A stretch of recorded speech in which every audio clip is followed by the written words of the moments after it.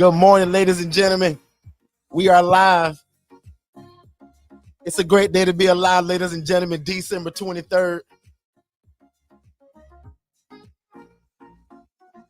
Good morning, ladies and gentlemen. Welcome to the live podcast. Don't wait to be great. I am your host, Derek Forston, and I'm super excited as always. So welcome to my Clubhouse family. Welcome to my folks live on YouTube.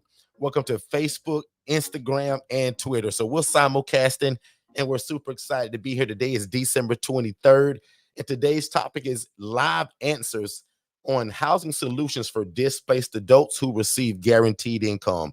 So again, if you love God, love people, and love real estate, you are in the right place. Again, my name is Derek Forston. I approve this entire message that's getting ready to happen. And I'm going to introduce myself just really quick. I'm going to tap it over to Miss Shay, and then we're going to jump right into it. So I literally extracted about, I think it's 11 questions that I took from people that either texted in or typed it into our YouTube channel. So as I told you guys, man, if you got questions or concerns about anything that we do, this is literally how we build our content. So a lot of the questions and the topics that we're talking about today literally came from all of what you guys typed in. So I appreciate you guys literally creating our content for us.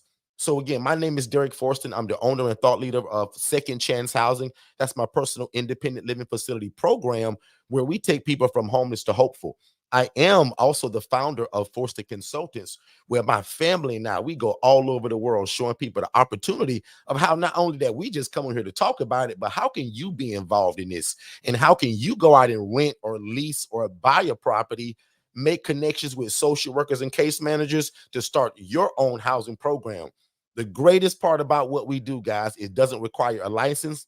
You don't have to own the property, and you don't have to be some medical professional, right? So it doesn't require some master's degree. You don't have to be a nurse. And if you're like me when you started and you can't go out and buy a property, no problem. You can actually rent one to do the same thing. And then if you ever heard about our HRA program, HRA stands for Housing Referral Agency. And that allows you to house the homeless and the displaced, and you never need real estate. You're literally going to refer people out. And that's how that works. So we're excited as always, guys. It's Saturday morning. And again, it's a great day to be alive. I'm going to let Shay introduce herself and we'll get the room rolling. Miss Shay.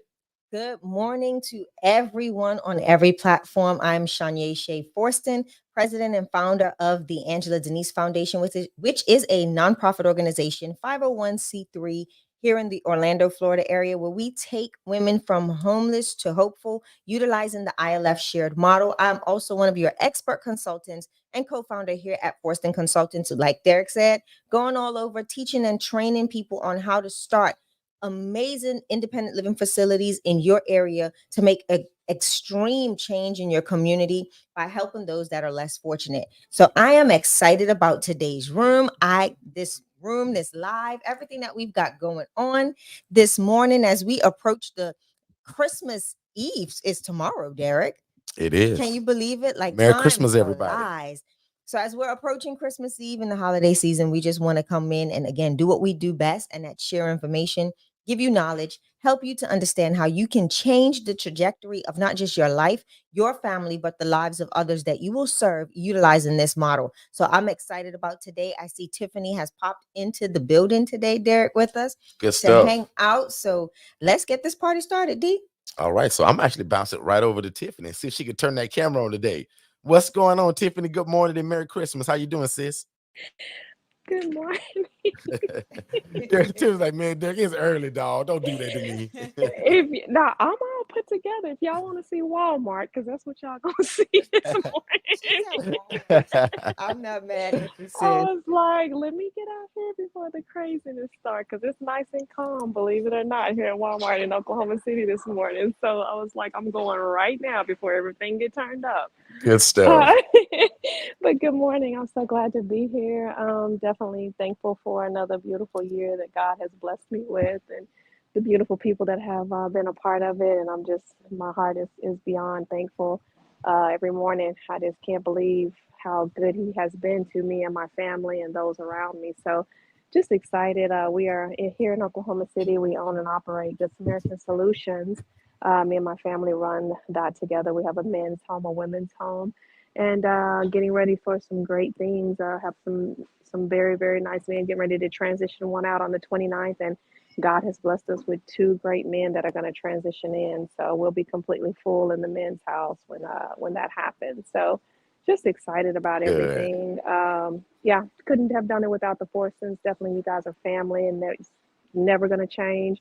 And we love you all the way from Oklahoma City. And we're just happy to be here today.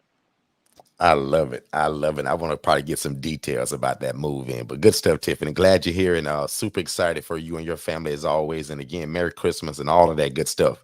Mr. Dornico, what's going on, sir? Let me pull D up. Let me pull Mr. Dornico up here from Dayton, Ohio. What's going on, Mr. D? You are Good very bundled up today, sir. good morning. Yeah, I'm not trying to be sick for Christmas or any other day for that matter, I but heard yeah, that. I'm very excited for Tiffany. That's amazing. I'm gonna have to get to Oklahoma, man. I'm pretty sure y'all got some great food out there. So I just travel eating everything, and I'll tell y'all about it. No, Absolutely. Hey, y'all come through. I'm waiting on y'all. Good yeah, hospitality in Oklahoma City. Yeah, we're that's gonna have to kind of jump it around. So I look forward to doing a lot of traveling here in this 2024 and coming to actually see some of you guys. I'm proud to say, as a coach, a lot of y'all have come to see me. So I want to try to reverse that. Dornico surprised me, came to my birthday party. uh, Tiffany was a masterclass participant, met her dad, her family, her brother. Like, so I got to reverse this thing and start traveling to you all now. Go ahead, D. All right, no, I'm just thankful, y'all. So it's a Saturday. It's a beautiful Saturday, despite the temperature. But yeah, I'm ready for some great things for this new year, up and coming new year. Yeah, I look forward to a lot. But I'm also always getting charged up, listening to everybody else and their journey. So that helps. So again, I love this platform. I love you guys. I love what you guys are doing and what you stand for. Um, it trickles down. My residents are amazing. That wouldn't be without you guys coaching me and teaching me and training me to separate myself from what I do professionally. So I'll keep it short. And I'm vibing and I'm right here rocking with you guys.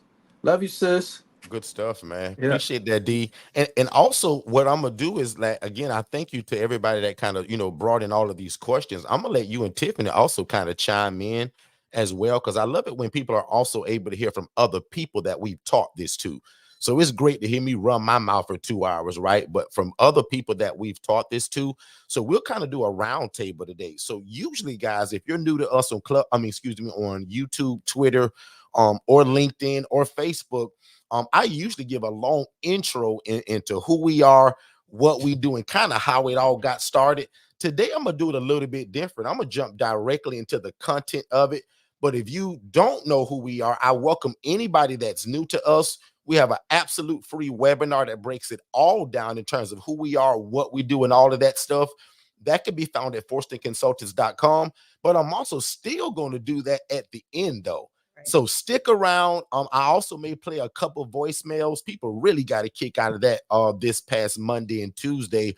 I'm always talking about housing the homeless and the displaced and how we're connecting with social workers and case managers, and that's the funnel system, where I now play you guys voicemail so that you can hear what it sounds like, and then also give you guys the rebuttal of how we're responding to that. What are we looking for in that phone call, right? And how we kind of look at it and how we do that assessment. So a lot of people really enjoyed that. So I'm gonna jump right into the topic today. So as I say, I think it's about 11 different questions. So this is what I'm gonna do. I'm gonna start from right here. Um, Derek, instead of how you did it in the beginning, what are some ways that you would do differently when funding your housing program now that you're in it versus when you first started, when you claimed that you didn't have any money and was poor? Um, all right, so here we go. So the way that I would fund it today versus when I first started, because when I first started, y'all, I didn't have no money. If you don't know Yeah. my story, I was the poor social worker, barely making $28,000 a year. So I robbed Peter to pay Paul. I borrowed money from people. I told it to everybody. So, I kind of, I'm not gonna say started a fund, but I borrowed money from a lot of different people, right? And I piece that money together. I'll be honest with you guys, right? But on the other side of it, today, how I would do it, and the way that I know about business credit and making sure that your credit is, intact to where you can go and get business credit, business lines of credit, and business loans and things of that nature. So we do a lot of that today, right? Every business that we start, every staff that we bring on, everything that we do when we start up something, all of that comes from business credit usually, right? So in my mind, and trust me, guys, I am no credit guru, but in my mind, if you get your score somewhere between that 700, 720 and higher, because anything higher than that 720, man, it's going to be hard for any bank to tell you no. As long as you're set up the right way in terms of that business structure that we always talk about, right? Meaning turn yourself into a business. That means remove yourself, your first and your last name, and create a business. So remember, guys, I never wanted to be known as some guy named Derek that was housing people. I wanted to be respected as a housing program by the name of Second Chance Housing LLC. Right. See the difference in those two? So again, that whole business structure about not using your home address and getting a business address, all of that is what lines you up to be able to get business credit, i.e. Navy Federal. And a lot of people talking bad about them. I love Navy Federal. Chase, Wells Fargo, Truist Bank. Truist Bank right now is being really friendly with business credit, right? So that's what I would do today. And I'm going to ask each and every one of you guys too, because everybody's story is a little bit different. But when I started, man, I borrowed money from people and I scraped up money. Today, because back then, y'all, I had a 550 credit score, 620 on my best day. But as soon as I realized just me getting a 700 and then presenting myself differently to the bank in terms of not using my home address for my address, not using my cell phone number as my business number, but getting all of that stuff right, and not using Derek Forston, just me, some guy housing people. I created an LLC, which is a legal entity. So that's what I would do today, guys. I would lean more so on the business credit and getting my credit fixed. And here's a small plug. I own a credit repair company, right? Do I repair credit? Absolutely not. Can I write a dispute letter? Absolutely not. But I got a team of people that can do that. And they're actually virtual assistants. And we talk about that every Tuesday. So Shay, I'm gonna actually go to you. Well, no. Since me and you stay in the same household, I'm gonna go to Dornico next. Go for it. Dornico, explain to the people, because me and your story is so similar, but I'm gonna let you tell it. How did you start your housing program financially, and what would you do differently today? Uh, it was more so timing. Um, Unfortunately, during that time, my mother-in-law had passed, and the money that the ladies got, she took a portion of her money from her mom. I took all of my life savings and we put it together, and we decided to go this route. Her working full time, it was all on me to make that be a good investment. I had to make sure I didn't fail. So failing was in the Right. eye for more reasons than me being relentless, if you know what I'm saying. So I couldn't fail because I owed it to myself, I owed it to my family to make sure uh, if I fail, it won't be so detrimental that we take a big loss. So I did it that way.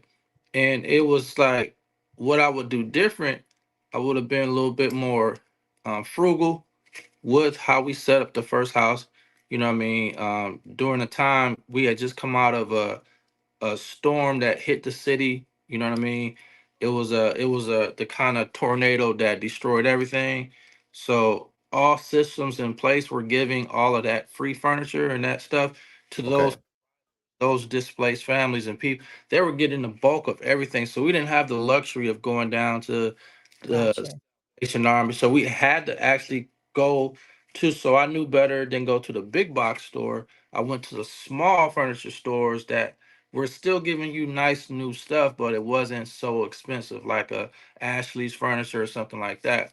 So I did that, but I was smart enough to build relationships with these people and keep trying to build them and build them. So now those same people that wouldn't budge on the price, they give me everything I want for dirt cheap because I get so many at a time. Uh, but another thing would be just making sure every dollar was accounted for. Yeah. Still working on that, y'all. Still locking in, trying to really commit to BA, trying to commit to that system so I can do things quarterly. I'm all over the place. I'm always late for a quarter, always trying to figure because I'm too busy. You know what I'm saying? It's like, Yeah. I already know Tuesday. I can feel Tuesday all over. Look at it's flashing over his head. But yeah, those are the things that can hurt you. But being accountable, swallowing that and making sure that I'm still chipping away at that ice block. You know what I mean? But so that's kind of how I look at it. But I wanted it to be spectacular. Part of that was me and how I am. The other part was strategy. I needed to blow the socks off anybody I brought to the house. It worked, yes, but Right. we would have been better if I could have done that a little bit better budget wise. So yeah, Okay. yeah. So you would have been and you, there's actually two things that you said I want to actually go back to. You said that you pretty much pooled your life savings to do this. So Yeah. you believed in this so much, and I want you to talk about that. What about this you believed in so much, this ILF model, that you decided, man, you know what? I'm going all in on this and I'm going to pull my life savings to start it. Talk That about it. that's a great question. I knew the opportunity before me and I saw myself in it and I knew that I could do really well. I knew that I could do very well to the point where every dime that I had, I could just dump. And I literally dumped every dime into it. And I don't feel like I let myself down yet. Actually, I feel like I did myself the greatest favor I could have ever done for myself in the world. I mean, profit comes later. For those that are looking for instant profit, do something else because that will interfere with your mission. That will interfere with you helping. Hmm. We're talking change your Love mindset, that. I love change that. lives. To change their life, you're gonna sacrifice, and that sacrifice, it really ain't bad of a sacrifice. Instead of an instant return on your investment, it may take you 2 years. You know what I mean? Right. That's two years of you learning the craft, 2 years of you really getting your hands dirty and becoming well versed and good basically at doing this and doing it the right way. You won't mishandle people, you won't drop the ball in critical areas because you doing yourself the service of learning and being a student to the game. So that's kind of what I like. Now Okay. things shifting to where everything is looking like profit. Everything is, you know what I mean? And that's that money follows ministry part. Absolutely. We're walking into that money follows ministry. You're not gonna see that right out the gate, and that's something that we had to embrace. Yeah. I love it, D. Thanks so much for that, man. I really appreciate that. Tiffany, if you are out of Walmart and you're able to speak, right? And again, if you didn't have a struggle, no problem. But I'm just comparing, right? I'm going to go to Shay next. What would you do differently in terms of starting your ILF program financially? I gave my story, right? I borrowed money. Today, I would use business credit. How would you do your thing differently today, Tiffany, if at all? So, really, as you guys know, when we got came across you all, we were actually on the path to start a Airbnb. So Hmm. our first house was already set up, it was already done.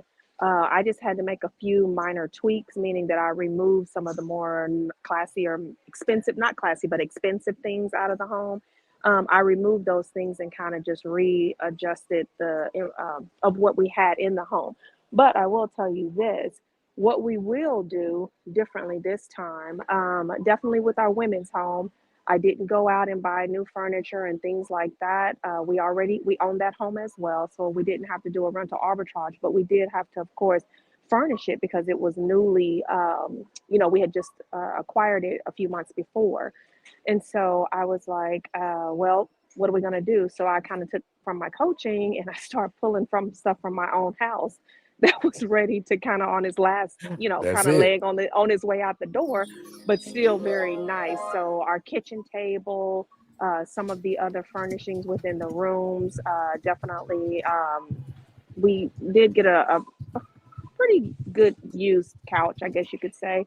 But we did manage to do that. But I just looked at it differently when I started putting things in the into. I started asking people, "Hey, do you have any pots? pans, things that you have too many Yep. of, would you like to donate them? So we started doing that, just to make sure. And before I knew it, we had a fully furnished home, and it looks brand new. Like the things were gently used, or some people did donate some new things, but they were pretty much gently used or new. And so we were able to be able to get everything in. And what I would do moving forward now, just strictly because of my experience now, and definitely my coaching that I received, we have now decided to jump all in for our third house, and we've liquidated some stocks and some things like that we had that are kind of just mediocre, not really just producing just a lot of money, but they had in the past years.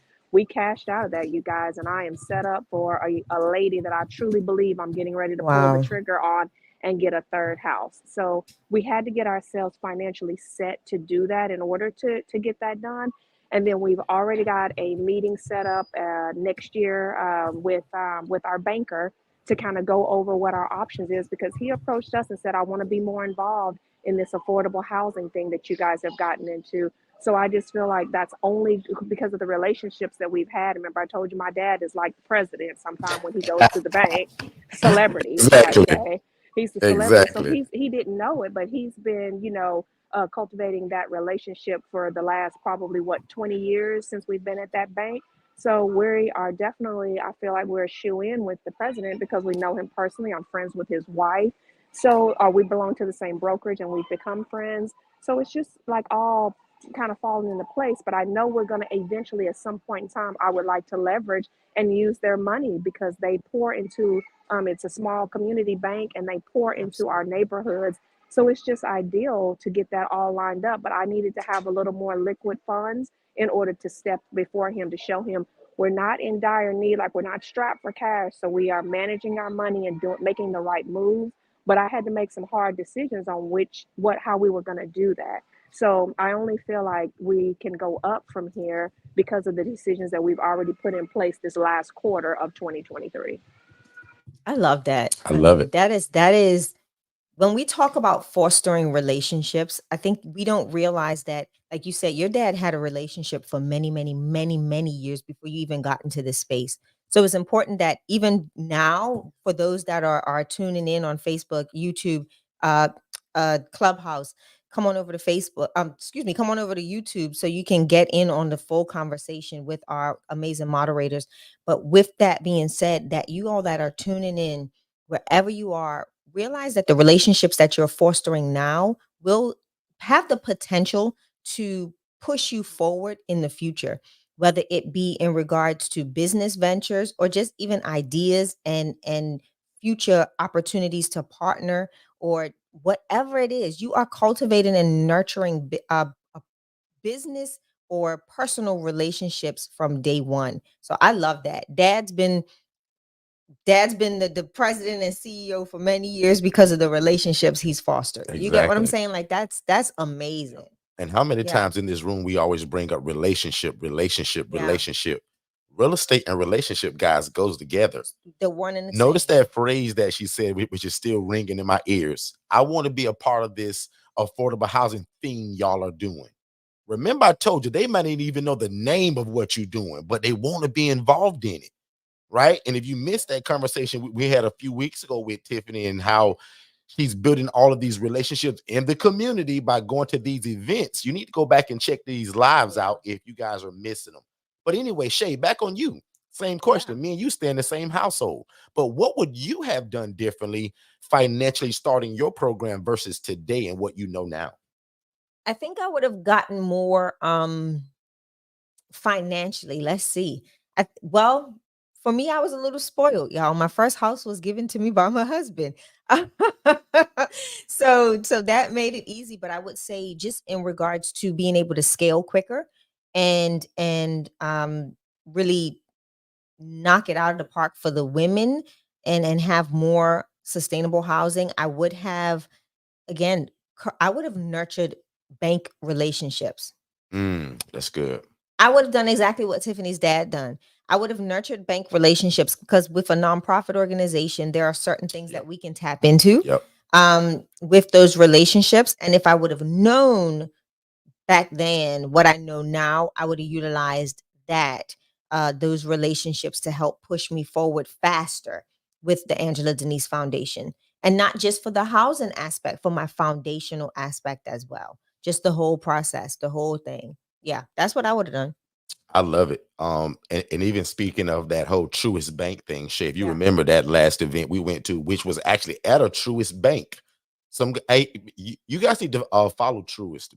Just saying, right? I'm not being sponsored by them in any way, but No. hopefully one day they'll sponsor Shay and I's nonprofit. But Shay, if you remember when we went to that event, they spoke a lot about partnership and how they want to partner with people in the community, especially if you happen to have a nonprofit. And just so happens, Shay and Tiffany both have one of those. Okay. Yeah.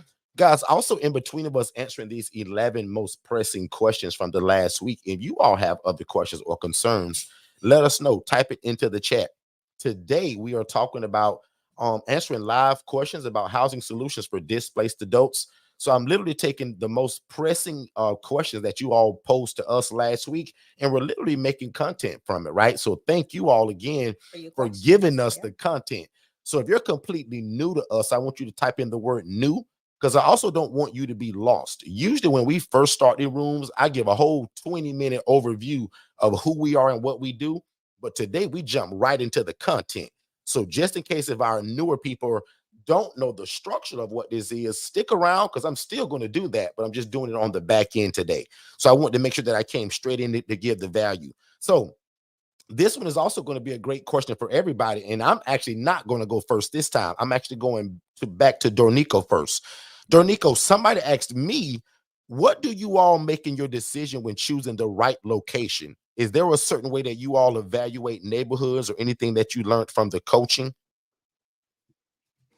Yes. I'm looking to see um transit wise if there is public transportation available, and if so, is it in a reasonable distance? You know what I'm saying? I'm also looking to see if that location is at least, within a mile or so from a hospital or any type of medical facility that will serve the resident.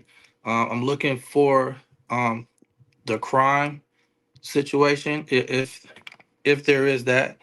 I'm looking for a drug infestation, if there is that. And I don't want any of that. So I want to be away from the projects, but not necessarily in Beverly Hills, if you know what I'm saying. So I try to find a decent middle class area that is suitable for that. I'm also gauging it. I'm there casing out the place. I'm there at all hours of the night, just hearing, listening, looking, trying to catch the vibe. Because if I don't feel safe, I wouldn't put anybody in that situation. You know what I mean? Then I'm getting to know the neighbors. I'm talking to people, introducing myself to people, and that just makes it better. So when you set up and you're operating, they already know who you are. They already know what you do. They have an expectation. You kind of soften them up. So it's not like you just threw a group home in their lap. They understand Right. group home and what you do. So do that. I mean, some people are standoffish. Don't be. Open up and let people know what you do. You should have been doing that anyway. So that's kind of what I do. And then I at least get 3 areas. So I'm choosing the best. I'm not just taking the first one that I see. I'm trying to give myself options. Again, I'm not gonna live there, so I got kind of think for someone else. It's a unselfish extra step that I take. Yeah. Okay, good. I'm going to go to Miss Shay now. Miss Shay, with all that you know now, how do you choose your location? What goes into that decision? Wow, it depends on the population that I'm getting the most calls for, right? So if I'm getting calls for women that are escaping domestic violence or human and sex trafficking, I'm going to look for a disclosed location. I'm going to look for something that's a little bit off the unbeaten path. I'm going to do things a little different with that population. Okay. I don't want them in high traffic areas because of, the probability of them being found or their location being found. There will be other things that I implement that I do teach in my coaching of why I do that and how I'm able to handle the things that they need, like making sure they get their groceries, making sure stuff like that. We implement things a little differently for those women that are in that particular home. But for my other ladies that are working, individuals that, you know, are good, that can just get out and go, just need housing. Of course, I'm doing pretty much the same thing that Dornico is doing. I'm looking for places that are nearby, populated areas, so that when I do have ladies that are coming in and have specific programs that they work with, that need them to work, need them to have, you know, job and access to transportation and stuff like that. I'm looking for those areas that are close to like your Walmart, your grocery stores, your Dunkin' Donuts, like your chain stores, because a lot of times that's the work that they'll end up getting initially, until they scale and grow into something better. So that's what I'm looking for when I'm looking at housing. I think with the coaching that I've received, yes, guys, I had to be coached too, because remember, I came from corporate America, so I knew nothing about what this was. So in my coaching, I think I had to look at I looked at things from a different perspective than Derek did, right? Because I'm dealing with women, and as a woman, I thought a little bit differently. I wanted to make sure areas were well lit, for those that worked and walked. I wanted to make sure that there was that I saw a presence of either police, you know, or you know, police agencies or police vehicles, not just, you know, going and getting people, but just that there were some rounding, some type of activity where there were opportunities for them to be able to get or obtain help if they needed to in a timely manner. So those were some of the things I looked at when I looked at locations for my ladies.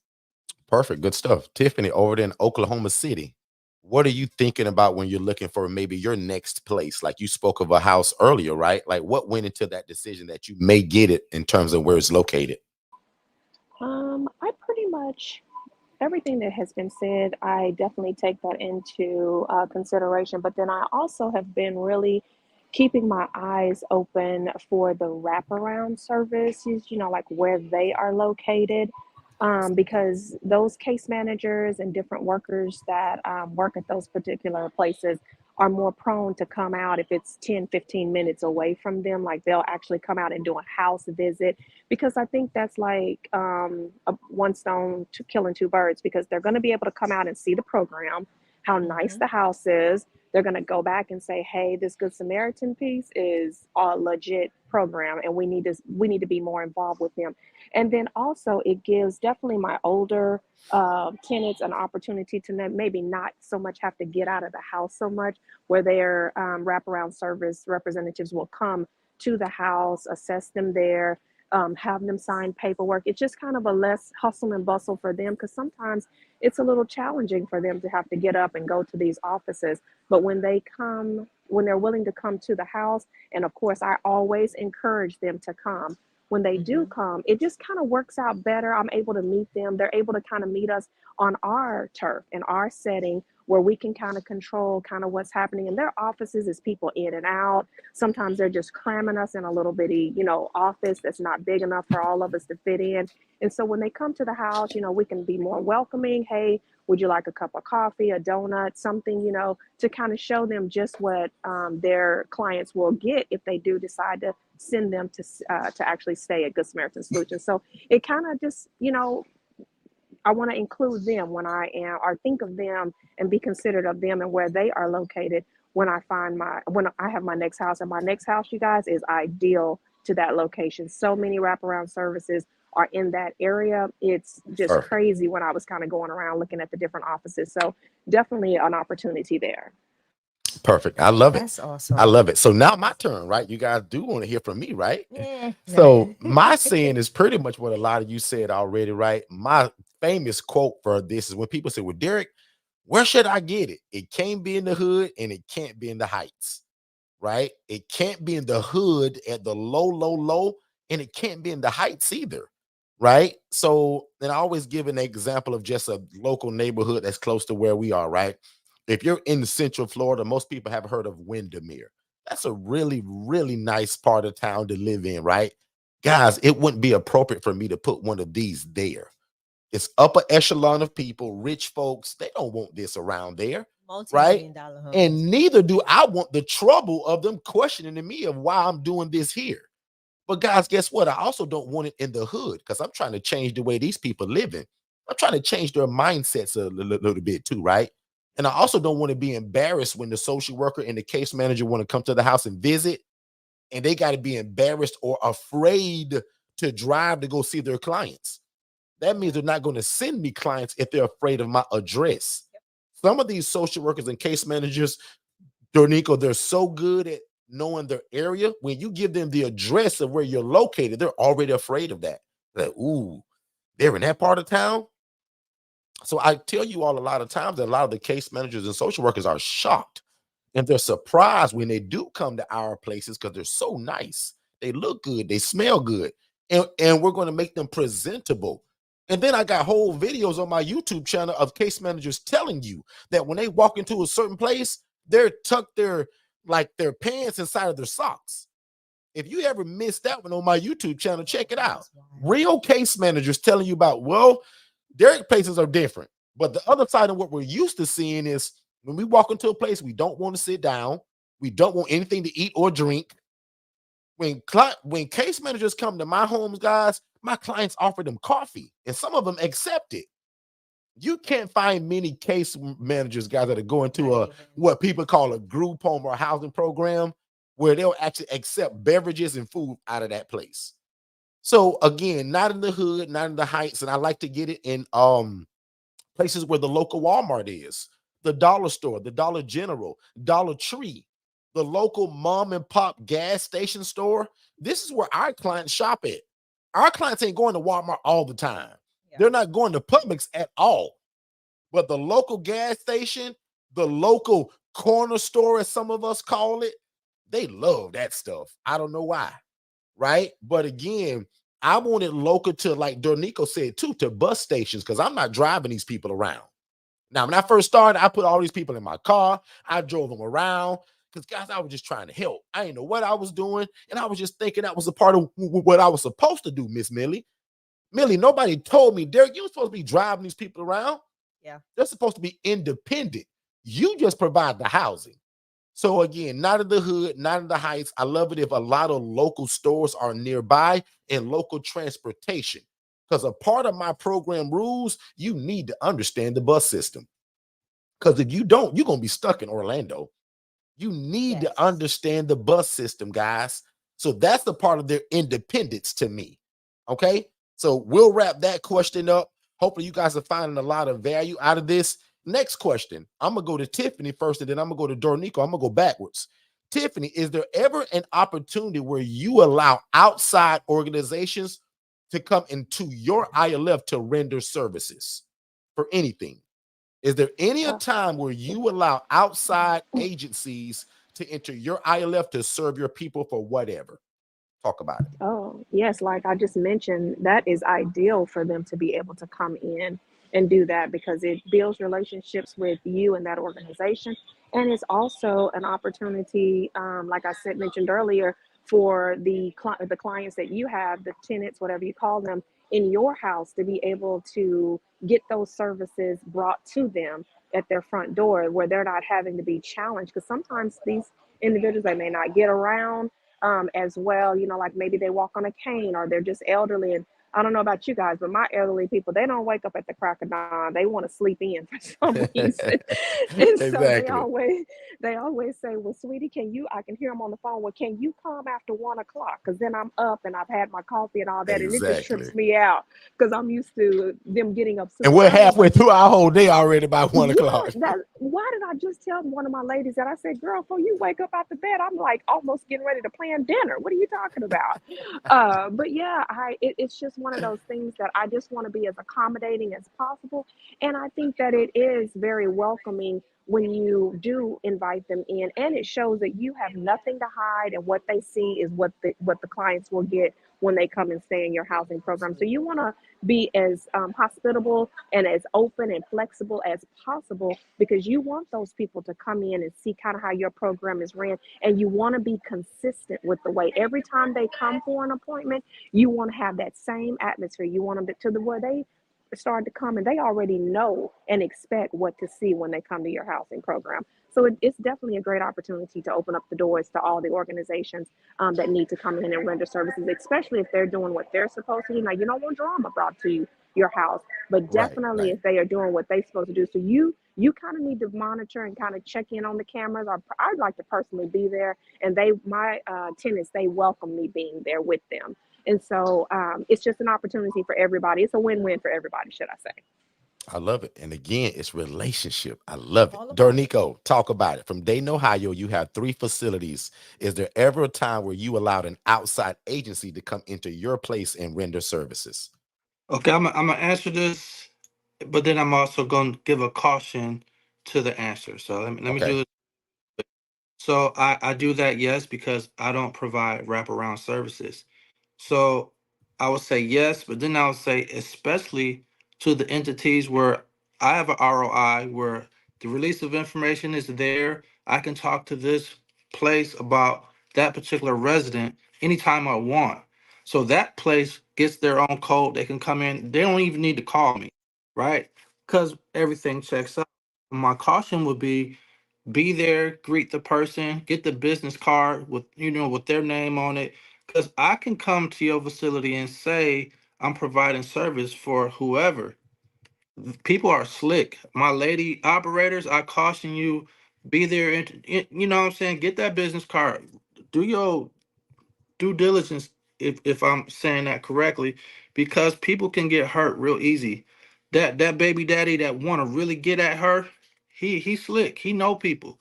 Come on, y'all. So we got to be safe in that regard. But definitely, I will have that because I'm not rendering services at all, and that's probably in the initial assessment. That's probably something that was already discussed. If they need a service, number one, they're gonna know right then I'm not providing that service. Do you have someone that provides this service for you?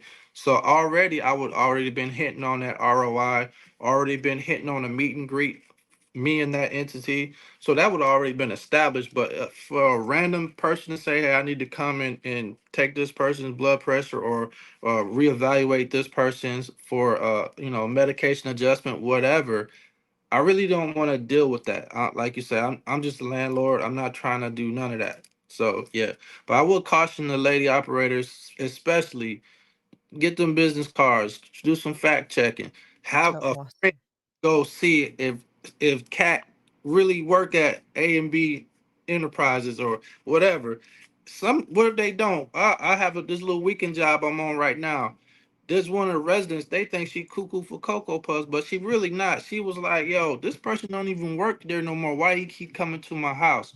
Nobody ever even thought to check out her story. And she was Mm, right. She was right. He was coming to her house every Friday, every Saturday and Sunday. He's showing up to go to her house. wow. And he doesn't work for that agency anymore. So we gotta be careful. That's all. That's all I would say. But yes, definitely. Sorry. Okay, No, no, that love it. was Love good. I because it's think, different perspective. Shay, go yeah, ahead. I think a lot of people miss that. And I've actually, I have a friend that I know that also not an ILF. Sorry, she's not an ILF family member, but I do know her from, shared housing spaces. And this was something that happened in one of her locations. Um, and she's like, "Well, what would you have done?" Exactly what you say. You've got to vet people. You cannot be so hands off in the ILF model or your shared housing model that you don't know what's going on. Because ultimately, that's going to fall, that liability has the tendency to fall back on you. So, what you just said is 100% correct. You've got to vet, you've got to vet people. And and I make that known for any of my service providers. If someone has been terminated, if someone has been let go or just left their position, I want to be made aware of that, especially if they render care to any of my residents, because I will make sure like lock door codes are changed. That next person that's going to render services needs to be introduced to me. I want to make sure that my ladies are comfortable and that they're okay with that person rendering services. Like one time there was a resident that I had that was receiving care. She was a cancer patient and they had home health come in, and the home health aide was a really big gentleman. I'm talking about big guy. I'm talking about a big guy. And remember, my this house had a mixed population. One lady was drastically inferior. She would lock herself in the room, and this home health aide was coming every day, twice a day, because it was for medications. It was for, assisting with um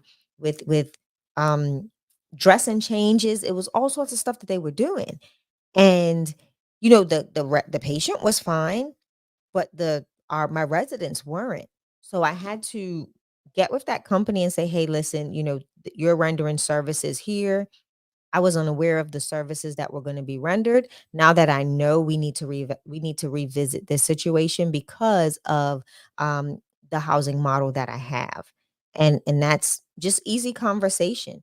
I talked with my resident first to let her know, hey, I know you're very comfortable with your home health aide, but because of the roomies or the houseies, we need to look at this a little different. And she was 100% okay with it.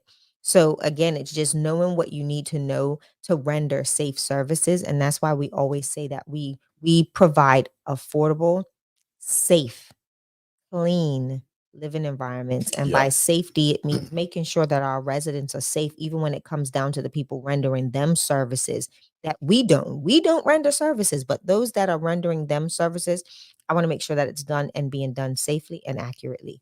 So yeah, that's my take on that. Good stuff. And I'm gonna chime right in too, guys. I'm gonna chime in, right?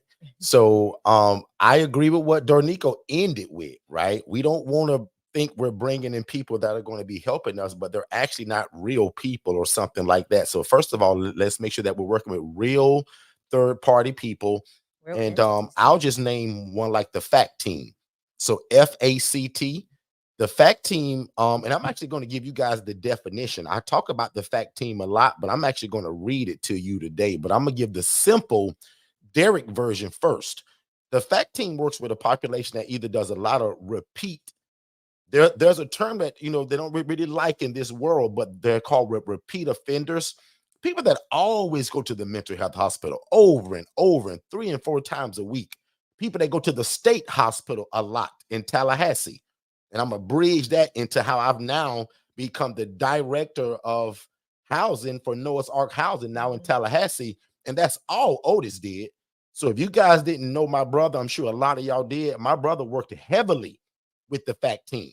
So when we went up about 2 weeks ago to help my sister-in-law with the transition of everything changing because my brother passing away, we had to meet with the FACT team lady. We had to go to the FACT team office, and all of Otis's clients, except for probably 3, are FACT team people, which means, again, they care for their clients in a little bit of a different way than I would normally teach you all. We teach you all that these clients that we serve need to be absolutely independent.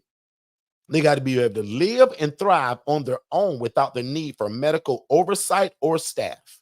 They should be able to cook their own food.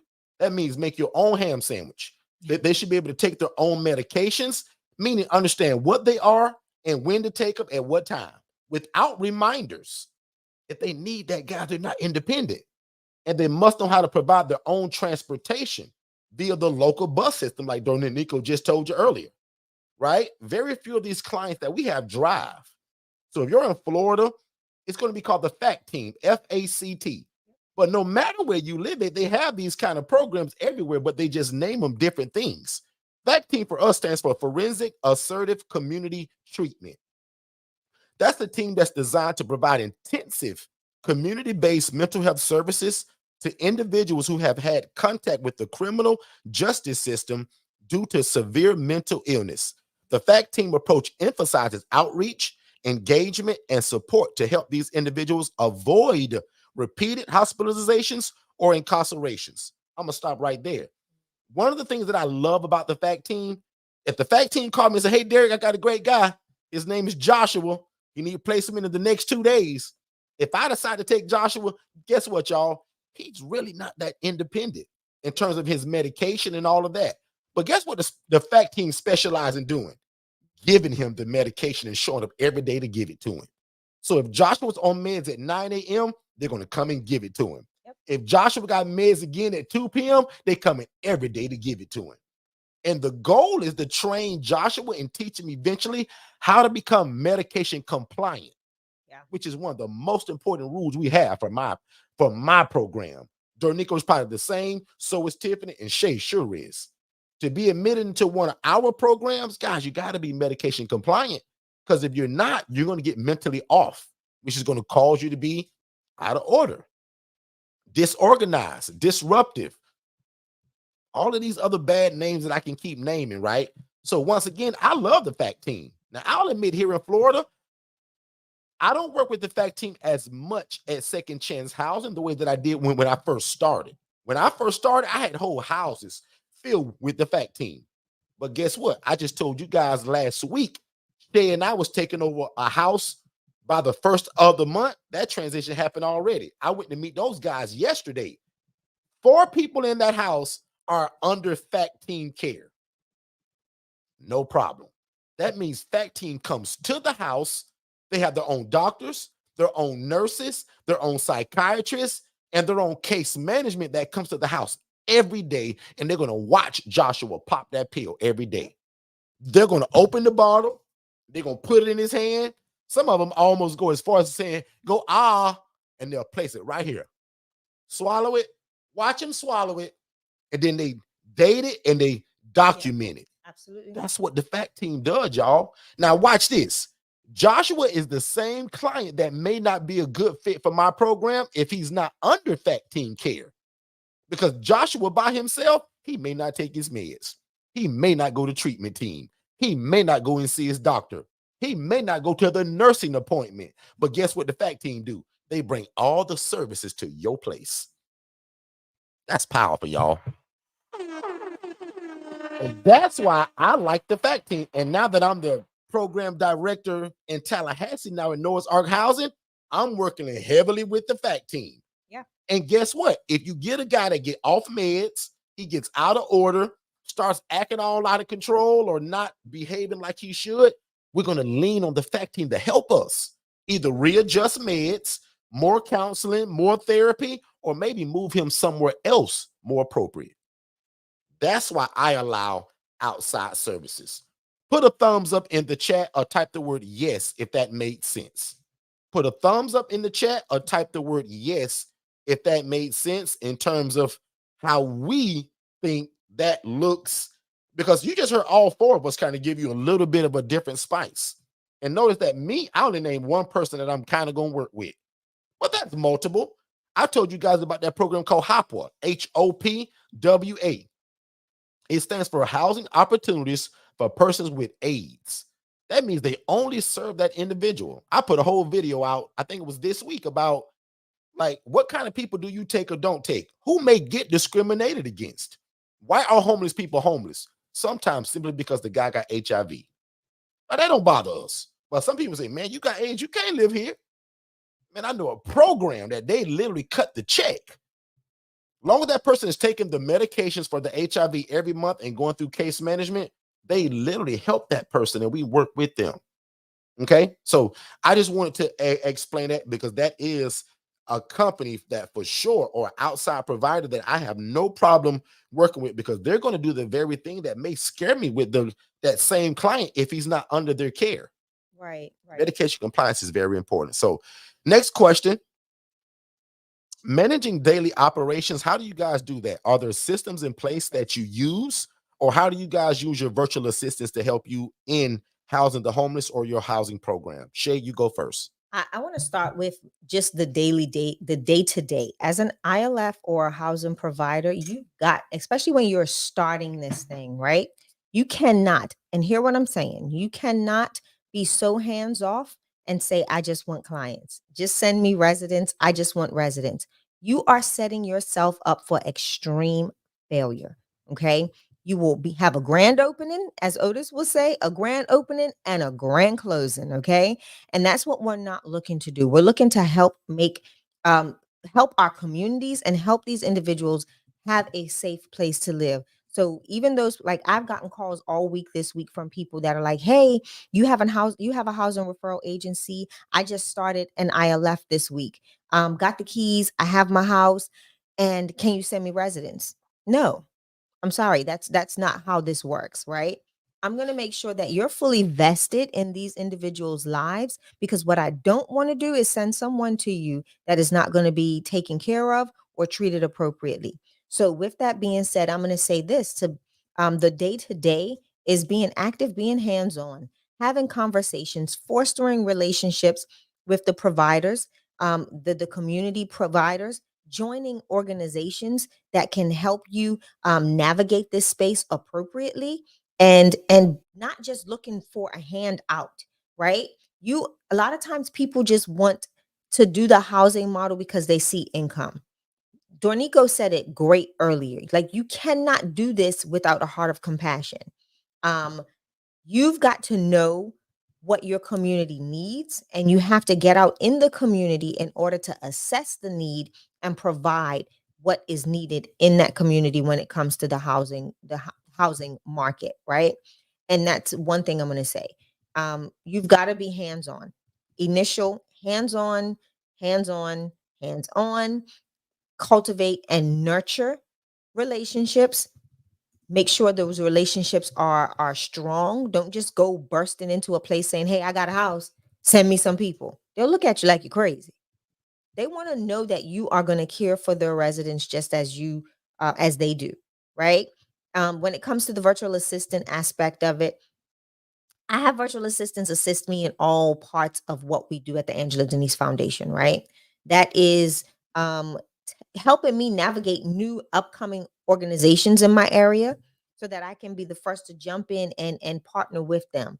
Let them know, hey, I'm here. What do you need? How can I be of assistance to you as a newer organization in this market?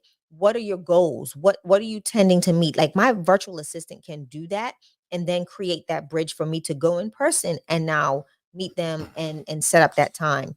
My virtual assistants, again, they help me obtain those relationships by making the phone calls, by setting up the meetings, by getting me in the faces of individuals so that I'm not all day on the phone. I have my virtual assistant that's on the phone while I'm at my houses or while I'm coaching individuals before and not, being able to split my time appropriately. So that's what my virtual assistant helps me to do. They help me to allocate my time, and time is a resource, which is a valuable resource to me. Yeah. So it helps me to allocate and preserve that resource, if that makes sense. So that's what that looks like for me, Derek. I love it. And I'm actually hop in real quick. So, and I'm actually go from a little bit of a different angle, and that's why I like how we're doing this, because we all have a little bit of a different answer, and I hope you all as listeners are gaining a lot of information from this. I'll do a quick room reset before I jump back into it. First of all, thank y'all so much for being here. We super appreciate it. Our saying here that is, if you love God, love people, and love real estate, you're in the right place. We show folks how to take a property, 4-bed, 2-bath home, and you can own it, you can lease it, or you can rent it. And then we build relationships with social workers and case managers and social service providers.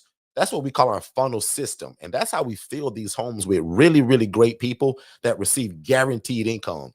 So today we're answering the most pressing 11 questions that came in through the week. So you guys are right in the middle of it. I think we're right around question number 6 or so.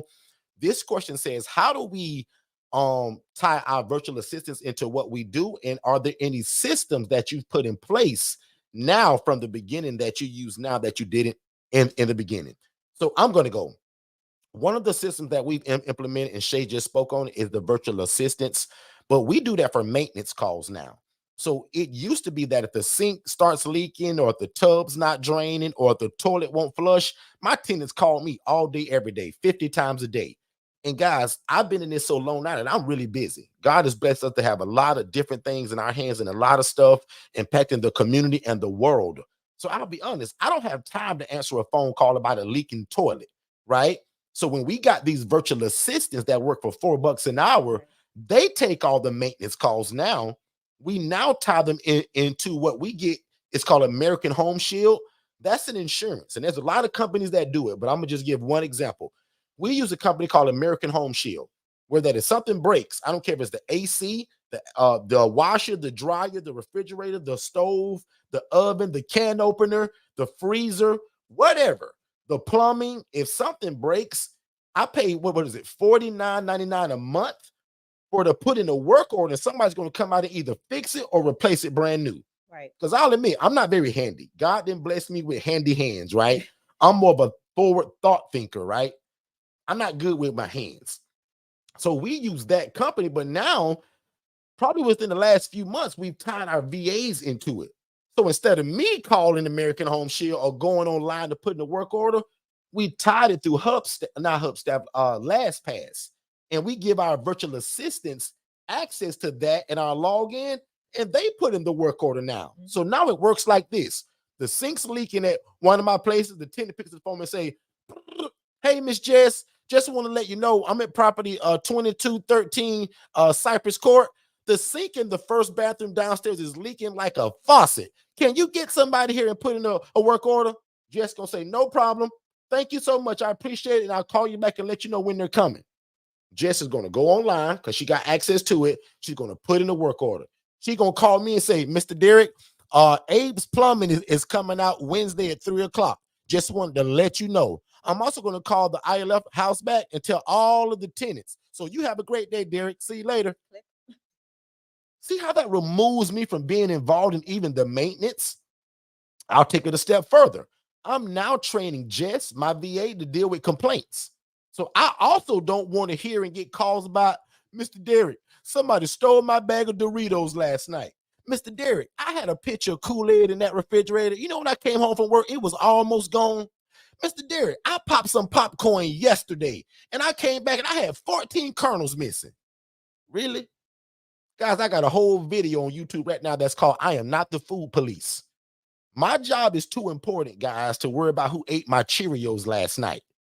I'm trying to find homeless people that need a place to live, y'all. So I don't want to deal with the mundane, small stuff. So I'm training Jess how to even deal with that. So again, that those calls don't come to me. And even again, on like day one of me moving in somebody, I'm explaining to them that, guys, y'all don't call me for that little stuff. Right? So I give them a barometer. That's a real word of, this is where you call me, but this is where you call the program manager. See how I made Jess my program manager? Exactly. Yeah. Jess is the program manager. Yeah, I may be the program director, but to my clients, the program manager is the highest. They know Jess as the boss. They know me as the boots on the ground, the guy that they'll kind of see from time to time. But when they got complaints, repairs that's needed, oh, and don't even talk about the phone calls that come in every day for people that are looking for placement. Yeah. You guys think I do that now? No, 11 months ago, I turned that whole thing over to Jess. So all the phone calls that come in for people that are looking for housing, families, pregnant women, women and children, husband and wives, boyfriend and girlfriends, all of that's flowed through Jess because we only house the individual male or female. So Jess is filtering through all of that stuff. So when we get a call for somebody that we don't house, Miss Ramona, guess what Jess does? He's going to give them resources. She's going to say, ma'am, I'm so sorry. You said you're pregnant with 3 kids. Well, ma'am, this environment which we offer won't be safe for you, but I do have 3 resources that I want to give you. Your kids won't be safe in this shared environment, so I have some resources that serve exactly what you need. So instead of just hanging the phone and saying, nope, can't help you, ma'am, click. Jess is trained to give resources. Okay, so that was my answer. Who's next? Tiffany? Jump in there, Tiffany. What are you doing in terms of systems, or what did you put in place, or what is your VA doing to help you in your housing program? Pretty much ditto to what you guys have said. You know, definitely my VA is helping me set up different appointments, sparing up my time, helping me with different spreadsheets that's keeping up and tracking different things about the house. That's something new that I'm implementing with my VA. And hopefully hopefully that will work out, but I can really see a benefit in that from his services. And then also the one other thing that I've implemented that I'm going to tell you guys, I hadn't implemented it in my own personal life, but when I did it for the ILF, I was like, this is so gravy. I have started having their supplies delivered from like Walmart or Sam's or whatever. Like you late, Tiffany. Guys will not know the time saver that is. And so I was like, why haven't I been doing this for our own house? You know, like my dad, he's still old school. He likes to pick out his own fruits and vegetables and things like that. But the other stuff that is like on repeat that I order, you know, like All the every time. week or Yep. every 2 weeks for my personal house. And then for them, and then I'm also able, like, if they've done something great and I come over and the house is clean and I don't have to talk to anybody about anything and I want to reward them, there are other, you know, ways to, other delivery services and things like that at different places. And I'm like, man, just get online on my computer and bam, I mean, on my phone and bam, bam, bam. And before you know it, there's donuts delivered or there's, Mm. cupcakes for everybody or something. And then I started receiving all these text messages. Oh, thank you, Miss Tiffany. That was so cool. So like, Absolutely. it's definitely an opportunity. So that's been definitely a system changer for me as far as ordering their supplies, getting them delivered to the house. And for the most part, I don't have anybody that's abusing anything or, like using too much or hoarding or anything like that. Everybody pretty much uses, according, and I'm really only doing that maybe once, maybe twice a month, but really just once a month. That's And good. I'm having to do that. So really cool. And I really appreciate that from my coaching. Good stuff. And I'm gonna just throw in this real quick. Now, Tiffany said that she don't have a problem with her guys like overusing That's things or a taking blessing. advantage. I'll admit, I don't think my guys try to take advantage, but they're heavy-handed on the fabuloso, on the pine saw and the bleach. So we had to start watering it down. So I started to buy, and it's a gym, y'all. It's a little teaching moment. We started buying like the big bottle of the industrial And the fabuloso concentrate. or the Yeah. pine saw or the bleach, and it's concentrated. Then we buy the bottles and we mix it. Because my guys, man, I was like, guys, I just bought y'all the biggest thing. And I'm glad y'all sweeping and mopping and cleaning. But guys, there is no way y'all should be going through that huge bottle of Fabuloso in a week. Yeah. So Tiffany, they just dumping it in there. Just I can only imagine when they're mopping, man, the film on the floor is this thick. So we started to dilute the products a little bit. Anybody else do that besides me? I dilute products, Listen, y'all, especially for the clients. I call Derek just add water. Yeah, that's my nickname, y'all. Just add Just water. add water. Shay been calling me that for like 5 years. Cause like even like now y'all gonna call me cheap. I already know it's coming. Ridiculous. But Just even add in my water. own house, like when my bathroom soap getting low, like that little pump, and it get down to like right there, D, man, I pour a little water in it and we stretch it out. He won't That's a, even that's say an Shake it old up, nothing. D. school. That's an old Dornico, school thing. Shay hate it when I do that. But with the clients, you have to, because Dornico, they'll use that whole bottle, bro, in a week. But anyway, that was my soapbox. Tiffany, My I be so nickname is mad. Just Add Water. Just add water. I'm like, just add water's been at it again. Instead of just saying, hey babe, can you order some extra hand soaps or get the big one that we can just, Shay be transfer like, it Derek, out? I'll buy some more, babe. Like, Just it's tell me so that we're serious. almost. I said, well, babe, I put a little water, so we can go another week. Listen, Girl, that's Katara what said my the dad same does. My dad does that all the time. And I'm like, you go in and you get ready to pump and all this water comes out. I was like, oh Lord, Dad, why didn't Boom, you boom. just tell me that we needed a new one? Well, Renee, I want to get all of it and I needed it right thing. then. I was like, Listen. oh my gosh.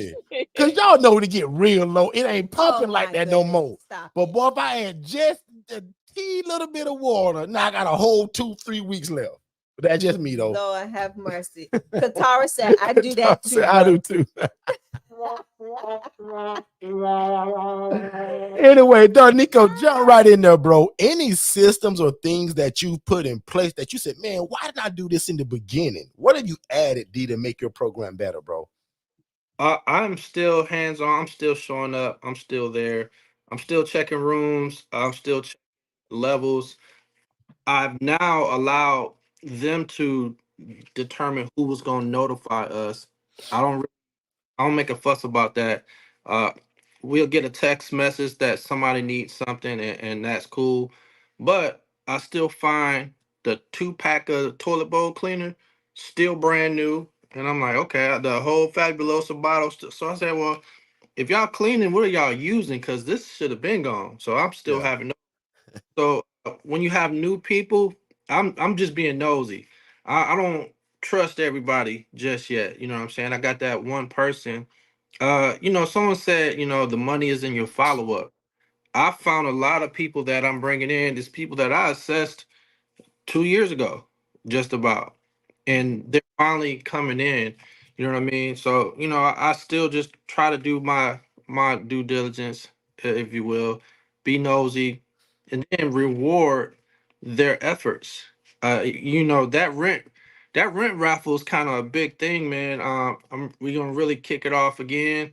Do the rent raffle. People Oh, love. And what do you mean by that, D? Explain that. So you get raffle tickets, right? And we do two. The one is where they can get items. You know what I mean? Different things. You know how we have your your uh your spring account. So they like the backpacks that I created. mhm. Okay. And they can win one of those, or they can win something like that. But on the other side, they can win money off of their rent, and they'll pay either $3 per ticket or $5 a ticket for their raffle tickets, and they want that $100 off their rent, so they're gonna get 20 tickets, easy. That's money that could help you with little things that you need. You know what I'm saying? It's just clever. But then on the other side, for just household cleanliness, I'm gonna be awarding the house out of all three houses. Whoever had the cleanest room, they want bragging rights. So I've noticed Yeah, I love that. that's good. they want to have that I like. label, the one with the cleanest. So we're also gonna do some things where they can interact with the other houses, in a controlled environment. So the third property being on an acre and a half, we'll be holding all of those cookouts and different things like that there. So it's just great timing that the church is gonna be doing Christmas, because we get to interact with them. I'm also watching them in their natural habitat, right? I'm watching them, Yeah. trying to see, and I just discovered that one of the guys, he's getting ready to he gonna be leaving. He's not planning on getting a job or nothing. I have a great relationship with Rapid Rehousing. They Yeah. first month security plus up to 3 months. She said, "Hey man, Say you that need." one more time, D, because you broke up, and I want to make sure people heard that. Rapid Rehousing pays first month rent, security, and up to 3 months. This lady said, "Hey, we advertise we pay up to 3 months," but she said, "Really, I could do 5, 6 if I need to." But she said she never tells the client that. Right. So she's that usually takes a little while to get that, like a month or so, right? The longest it takes for us is 8 days. 8 days they have to sit in a shelter, and then they come straight to 8 me. days. Okay. Got Should it. be a month. So this guy's planning. So I got some. I'm still training my snitches. They coming along, but they not quite there yet. So they said, "Hey, Judge, he said he's leaving. He ain't getting no job." I said, "What do you mean he's not getting a job?" He said, "Yeah, he's just gonna wait till the money run out and leave." That's gonna hurt the lady that I have the relationship, because she's not really supposed to do what she's doing. So and I'm at this place where I gotta have a talk with him and deal with him, but it is what it is. That's why I show up. That's why I'm there. I want to represent well, and I also want to be nosy and make sure I get rid of the knuckleheads. I don't, they think they That's it. got me. I'm just playing chess with them. That's it. Hey, D, you said something powerful, right? And there's about 50 people with their ears itching because they want you to answer this question, because I can feel people want you to say it because you said it, but you didn't say it. You said rapid rehousing pays all of this stuff, right? Somebody's thinking right now with D, how did you connect with them? How did that relationship start with rapid rehousing, which I'm going to assume is in every city and in every state? Yes, Talk to sir. me. Well, I've This is the I've gym. I've been on that coffee and donut kick, right? Uh, it's one of them things. So it's funny. There's been people. Now I was doing coffee and donuts, but then I started even going further than that. I wanted to give them the high end coffee and the high end donuts. Right? So I didn't know what to make of that. She explained it to me this way. She said, "I'll just say Stacy. I've been dealing with Stacy for 15 years. I'm not just gonna throw Stacy to anybody. She needed to vet us out, and Mm, her client that she loves to a safe space. Now that they trust us, they call me all the time. And I went to that facility. It is a beautiful, clean facility. It's a behavioral health unit. And I'm very impressed. I was like, wow. And so they call me all the time. Now I see, so we're working really well together. So I like that. And then I just take that and I run with it. That makes sense to me. You know what I mean? So that's why I'm hands on. It's going to be hard for me not to be hands on. But back to the question, rapid rehousing is a heavy hitter for us. Yeah. operate in Ohio, you want that because that's that mailbox money that y'all talk about. I like mailbox money. You ain't got to go ask for it, it's just there. Right? So I say, well, how can I get this expedited? I lean on that relationship. Well, I say, hey, these people, they ain't got no job right now, but if they can just use that 3 month buffer to get a job, so she said, you vet them out, you make sure that they'll do that, and so that's kind of where I'm at. I vet them out, I'll go physically see them, and then pushes it. I mean, she give me the okay. I don't even have to question. I bring them straight in because I know the money's coming. Yep. Exactly. Good stuff. So, guys, that was a major gem because people ask us all the time, where do y'all get these people from? And we give y'all 1,000 different ways. But what he just named, because sometimes I name things that are only specific to our areas or certain areas, that rapid rehousing, I don't care where you live. If you're in here and you're in America and you're in one of these 50 states, that applies to you. Some people will charge you for literally for what he just said, right? Because I've been in these classes. And what he just dropped, guys, people will charge you to tell you that because that's, again, when y'all hear me talk about the funnel system, guys, he just gave y'all a major funnel system. In fact, he used the word a heavy hitter in the game. Watch this. Here we go again. Hopefully, we're giving you guys a ton of value. Tiffany, I'm coming to you now. Tiffany, they want to know from me, but I'm asking all of y'all. Derek, what are you guys using to get the word out? How do so many people know about your program? What goes into the marketing to attract you guys as potential resident or client, as we call them? What are you doing, Tiffany, to get clients is what they're asking you. And you're in Oklahoma. Um, yes, Oklahoma City. I think that me showing up to all these various events has been huge for Good Samaritan. I have been receiving phone calls this month from people that I met during the summer, and they all call and they'll say, "Hey, I've had your number on my desk, and I've been meaning to call. Was really impressed with you when we met you at such and such event. How can we partner with you to start provide you to for you to start providing housing for our clients?" And I'm like, well, Good Samaritan Solutions is this. And then I kind of go into it. And then I also, say, now this was just a little, brief of what we do. We'd love to come out and do a full presentation with you, your coworkers, your, upper management, whoever is in charge or whoever would like to be a part of what we're doing. And so, and I get so many doors open like that. So I think that that's been a huge, huge thing. In the beginning, it was definitely the flyers, the open houses, the social media and all things like that. But I think that like I'd say definitely in this last quarter, the biggest thing that's been for us is definitely us showing up at these events and providing value, because we never come empty handed. We always come with some really good takeaways and giveaways for the whoever is attending the event. So that's what I would say has been huge for us in the last maybe 3 to 6 months. I love it. Miss Shay, That's talk to good. him. What are That's you good. doing? Because this is where Shay kind of shines at, right? So, Shay, what is your opinion? How can you give the game on how to get the word out about your housing program? Oh my goodness. I do all sorts of things. I do, again, social media, all of that stuff, phone calls, cold calling. We cold call, building relationships through finding out what other organizations are out there. So it's partnership based. I try to get around other nonprofit organizations, other organizations that are in the same space as me, not just only the mental health, but I'm looking at every aspect of it. People that are doing things like rendering the shower services, laundry services in those populations that are at need. When I get the word out, geez, what else am I doing? I'm doing blogs. We're doing sending out newsletters, informing people of new partnerships, informing people of what we're doing and who we're partnering with for the upcoming year or the upcoming quarter, so that people know, hey, this is to come, look out for it. And this is the new relationships that's not only going to be a part of the Angela Denise Foundation, but what we're going to be able to impart into the residents that we already have. And a lot of case managers and social workers that see that newsletter get super excited about it, because now they're saying, wow, Shay has taken it from just housing in the last X amount of months to now doing, you've got these partnerships that are coming in and being able to allow for assistance. And it makes us get that word out even more, because now they're not just talking about my housing program. They're talking about all of the partnerships that we've now included into that program. So, I mean, we're doing a lot.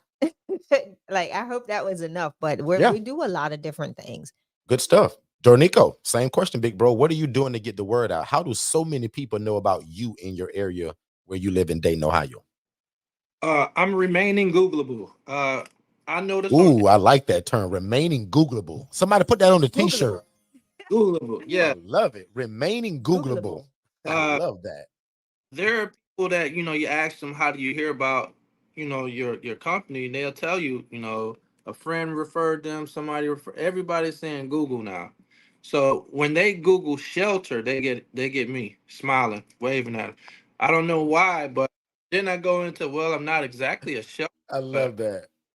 And so it's not an issue, because you get to kind of tie two worlds together, and you give them that compare and contrast immediately out the gate, because they're going to ask, you know what I'm saying? You really need to let people know that you're not free. But when they say, hey, I was looking for shelters in the area, but I found you, you can then go, okay, well, why are you looking for a shelter? What's going on?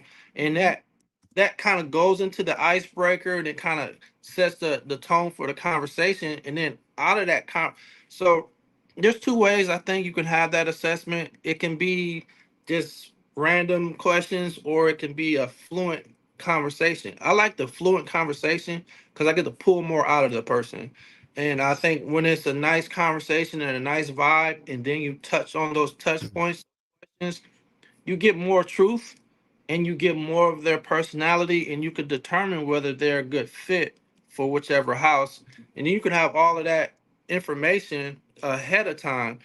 And you don't give them an opportunity to try to, be creative and crafty with their answers to your questions. I don't like that. I'd rather them be honest with me and say, yeah, I robbed a liquor store when I was 18. I'm sorry. That's what I did. And I can kind of take that and go with it. You know what I mean? But that's me. But then social media, every Facebook page that got anything to do with homelessness, social work, I'm there. I'm even in Florida, and I see Mr. Forston everywhere. But it's everywhere. I'm like, man, he here too. Okay. I'm in rooms. I see, oh, Derek there too. Okay. So everywhere I go, I'm thinking I'm doing something. My coach is already there. And I'm like, wow. Anyway, but yeah, it lets me know I gotta stay.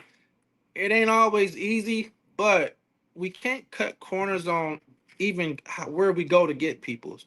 Don't go to your cousin or your homeboy from high school. He know a friend. Forget all that easy shortcut stuff. Get on Get the there, work in. join the group. You know what I'm saying? Be active in the group. You know what I'm saying? Post, post, post.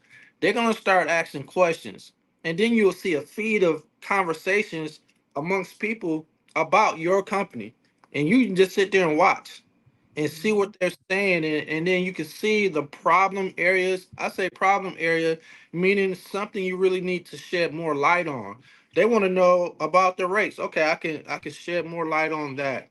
I can explain to them, yes, it's 675 plus 675 move-in fee, but this is what you get. You know what I'm saying? We're very flexible. We remove, barriers. You can have an eviction on your record and still get the help. All of that, no, unless you open up and let that be seen. So I've seen some of those things. Great residents that I could have had. I missed them because they didn't have enough information from me. You know what I'm saying? So we got to tighten up on that stuff. So those are some of the things that I've seen that are effective. But there's nothing like going out there with them flyers, all of the laundromats, those 24-hour laundromats that still got that public bulletin board. Yep. They should every day, yo. I notice I'll put 10 of them up there, and within an hour, they're all gone. So I'm looking in the trash cans now, like, who's throwing away? They're but, not. but then the calls start coming in. Right. Exactly. Third. So That's I good. think that's what we got to do, y'all. That's good stuff, man. I'll chime in real quick because it looks like we only got a couple more minutes, right? This is usually a 90-minute room. And I think we got 3 more questions. So we didn't do too bad. I didn't know that That's really good. 11 questions would take up so much Love it. time. But I think when we do it the round circle way, I love this. Because again, it's not you all just hearing my perspective. All of us are from different areas up here. We all do the same thing. We house different populations, but the coaching and the core is the exact same. So I'll take this 2 minutes just to tell you really quick. All of this, what you heard today, guys, is literally what all of us have been through. Our coaching is literally surrounded by all of the mistakes and the dumb stuff I did in the beginning. So the lawsuits, the mistakes that I made, the Channel 8 news, all of the things that got me in trouble in the beginning, my coaching is the opposite of that, right? So normally our one-on-one coaching, the ILF Mastery Blueprint is $15,000. And trust me, it's worth every penny. You can make that back in months. But now until January 1st, only a couple more days left, guys, it's only $4,700.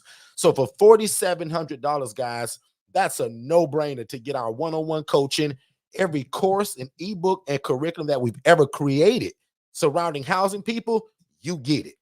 Even the MSI group coaching that now we're doing the recording of that, we give you that, but you also get it live. So sometime in February of next year coming up, you guys don't pay the extra $4,000 it costs to come into that. You're just automatically gifted into it. So you also get the complimentary virtual assistant. You get Lynette, my accountant, up to 3 months. So guys, it just goes on and on and on of all of the things that are involved in it. And remember that scholarship is literally what's taking it from the $15,000 to the $4,700. So if you guys want part of that, just text the word scholarship to 407-326-0086. Again, that's 407-326-0086. Text the word scholarship, and that'll let me and my team know that you guys want to pay that $4,700 versus that $15,000 to get this one-on-one coaching. But we always tell you, don't forget, we're here 3 days a week for absolutely free. And notice all of the questions that we're asking, and we're not hiding anything. So if you're somebody that can learn from our group coaching, great. Join us every Monday and Tuesday at 6 p.m. Eastern, live right here on YouTube, right? So go ahead and subscribe if you haven't done it yet, and go ahead and share the room if you haven't done that yet. That's all we ask in this room. I don't pass around an offering plate. I'm not asking for any money. I just simply want you guys to subscribe and share the room with other people, right? That's it. So that was my little commercial break. So my advice on how we get the word out so that everybody knows about me, I'm going to lead with the same thing everybody else said, Facebook. Because instead of me trying to go out and tell 1,000 people just by my own mouth at Walmart and Publix, I'm going to hit a touch of a button and reach thousands of people through social media. And if any of y'all know us by now, we're hard to miss. I'm on YouTube, Facebook, Instagram, LinkedIn, TikTok, Pinterest. We own a bunch of stuff, so we're hard to miss. Listen to that. I'm hard to miss. Second Chance Housing, we're posting something every day about our housing. I dare anybody right now to go to Facebook at Second Chance Housing. And I guarantee you something in the last 12 hours till one day, something was posted. Because we want case managers and social workers to know that we're available and that we have beds available. And again, when people are just scrolling through TikTok and Instagram, you never know who needs somewhere to live. Right? So I don't care what business you guys have today. Here's my business coaching hat now. I don't care if you sell chocolate chip cookies or if you fry chicken or if you're a consultant. If you're trying to offer it to people, how will people know about it if you're not putting yourself out there? Facebook groups are also genius, right? I had somebody tell us, our team last week, that Facebook groups didn't work. Like, that's ridiculous because you're telling that to people that are already doing it. There's people that are doing it and it's successful.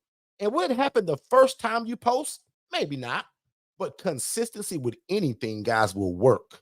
So joining Facebook groups, type in the word homelessness or homeless. Type in the word social work and case manager and look at all of that stuff that'll pop up. Those people need to know about you guys. Yeah. And that's how you get the word out. And again, word of mouth. When you guys are going to these dinners and lunches and conferences, and people say, hey, what do you do for a living? Don't just tell them that you're a school teacher. Don't just say that, well, I'm a dental hygienist. Don't just tell them you work at Walmart. You say, I work at Walmart, but by the way, I also have a housing program. Speak in faith, whether you have it or not. And what'll help you speak in faith if you go spend $200 and go get an LLC. Yeah. Most of y'all can go and get an LLC for under $500. I'm in Florida. That cost me about $125. So for $125, or maybe some of y'all for $300, you have the right to say, I have a housing program. So already be thinking about the name of it. Okay. And just for that person that asked me, Derek, what does this look like? So as we just continue to keep talking, I'm gonna bring that PowerPoint up. I think I have it already. And I'm just going to keep talking, but I'm going to put a picture up of what we're talking about with the shared housing, with the 2 beds per room. I want to just give that person that visual. Okay. And Derek, real quick. So those of you that are joining us on YouTube, go ahead and look at the chat. We have a poll in there. Thank you to those that have already responded to the first poll that we put in. I just wanted to know, how are people enjoying the conversation today? Are we answering questions? That second poll is, are you enjoying these? Not are you enjoying these live conversations? The new poll is this information valuable to you? Are you gaining value from this information? We want to make sure that we are giving you information that you can take and dive in a little deeper to more of the content that we have on this page, and get more understanding of what the ILF model is and how you can utilize it to do some amazing things in your community, and by partnering with others in your community to do a great work. So I'm done. That's all I had, Derek. Okay, good stuff. So I just wanted to interject this really fast because that just kind of popped up. Somebody said, well, Derek, what does that private room look like? So just lucky for you, I actually had this PowerPoint up today. So this is an example of maybe what a private room looks like. So that's 1 bed. And just so happens, that's actually a full, or let me see, that was a queen, I think, size bed. And this is its own bathroom, right? And I'll admit, that's a very nice bathroom, right? But that's one of our ILFs. So somebody's literally in that, using that bathroom as we speak, right? Now, I'll admit, I actually want that bathroom in my personal home. Not Shay. I'm gonna just tell Shay my desires right now. Shay, I really like that glass shower. Shay, how about you? I've always liked glass. That heavy glass door. Shay, our shower is not like that. And Shay, your tub is nice and big, but I think that was a little bit nicer.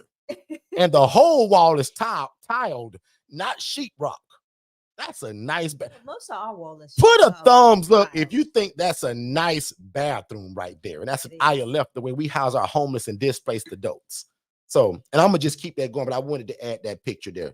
Shay, if you got anything else while I add this other picture, you jump right in there. No, I'm good. I love it. I love the shared living environment. I love being able to get people that were once strangers doing life separately from community and family to get together and now foster this new relationship, or these new relationships of and familyhoods. Like, they foster this, for me it's women, so they foster a sisterhood that they didn't have in the months or years before finding the Angela Denise Foundation, or finding Second Chance Housing, or finding Dornico's location, or Tiffany's housing program. So I love the fact that we not only get to help people come from homeless to hopeful, but we get to see them thrive in environments with others and become more family.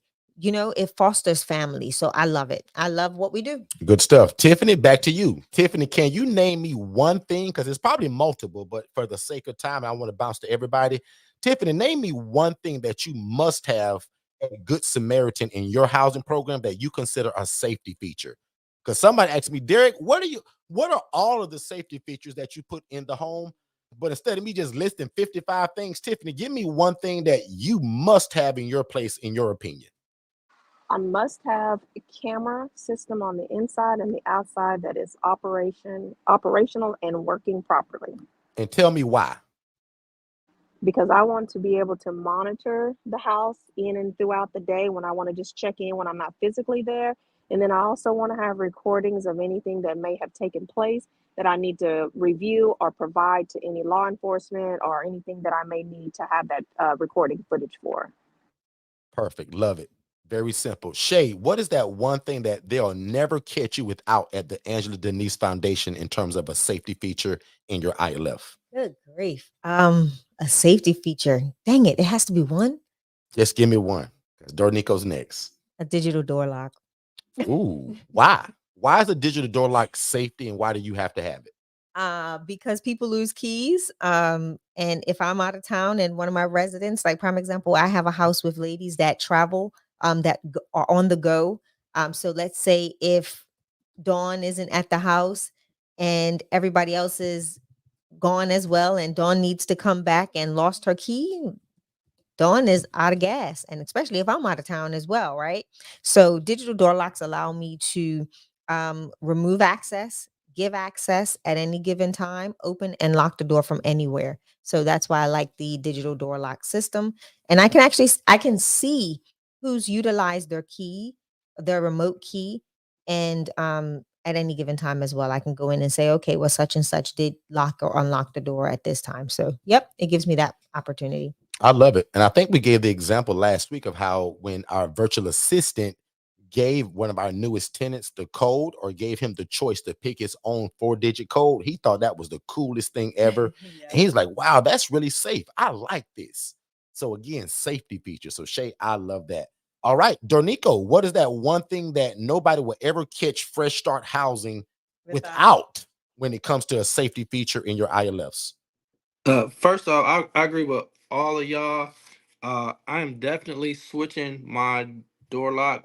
I have a digital door lock, but it ain't so digital. I like y'all version where you can control it remotely. He said it ain't so digital. I'll put Yeah. in You got a everything in the Derek front door page. lock. It's not Yeah, very like, it's not a smart techie, like it's yeah. it's It's Bluetooth. what's that? That Slaves. That was the initial one that I started with. It's cool, it worked, but I want to be more remote to that regard. But I would definitely say the cameras, but not only the cameras, you need that subscription because something may happen and you just gonna have that little snippet. What you need is 2 seconds after that. But if you had the subscription, you will get all of it and you can say, here, officer, this is what happened. But because you didn't have that subscription, you only got that little snippet and it does you no good at all. So Yep. it Mm, it say it that again. That's the gem. costs a little bit, but I cannot That's the gem. operate without that. Not at all. That's not even a gem. That's a whole diamond. That's like a 12-carat diamond. Okay. All right. So I think it's my turn. Go for it. Right before we get ready to close here in a minute.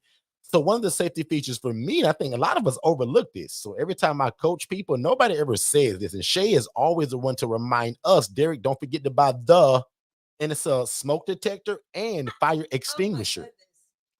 So sometime when you take over, yeah, you see me like, oh my God, duh. So some of these older homes that were begging people to rent from them, they say, yeah, you can rent my house. Guess what they don't have? A fire extinguisher or a smoke detector that works. It's all crusty and it's all yellowed out and it's brittle. If you press it with your thumb, it'll shatter to pieces. So guess what I just did in the house I just took over? I bought that 6-pack from Amazon that it takes no wiring whatsoever. You put the battery in it, it comes with the base, you stick it wherever you want to.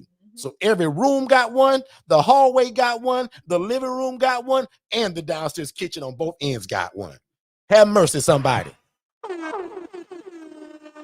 And watch this. The fire extinguisher, genius. Again, Amazon, I get the 2-pack. Because now most houses, I'm probably going to only get one. But that big old house I got 3 in there, I think. 1 in the kitchen and 2 in other places. But what good is a fire extinguisher if nobody know how to dadgum use it? So guess what we do? We print out that whole pull system. What is it? PASS, PASS. Pull, aim, squeeze, sweep. Come on.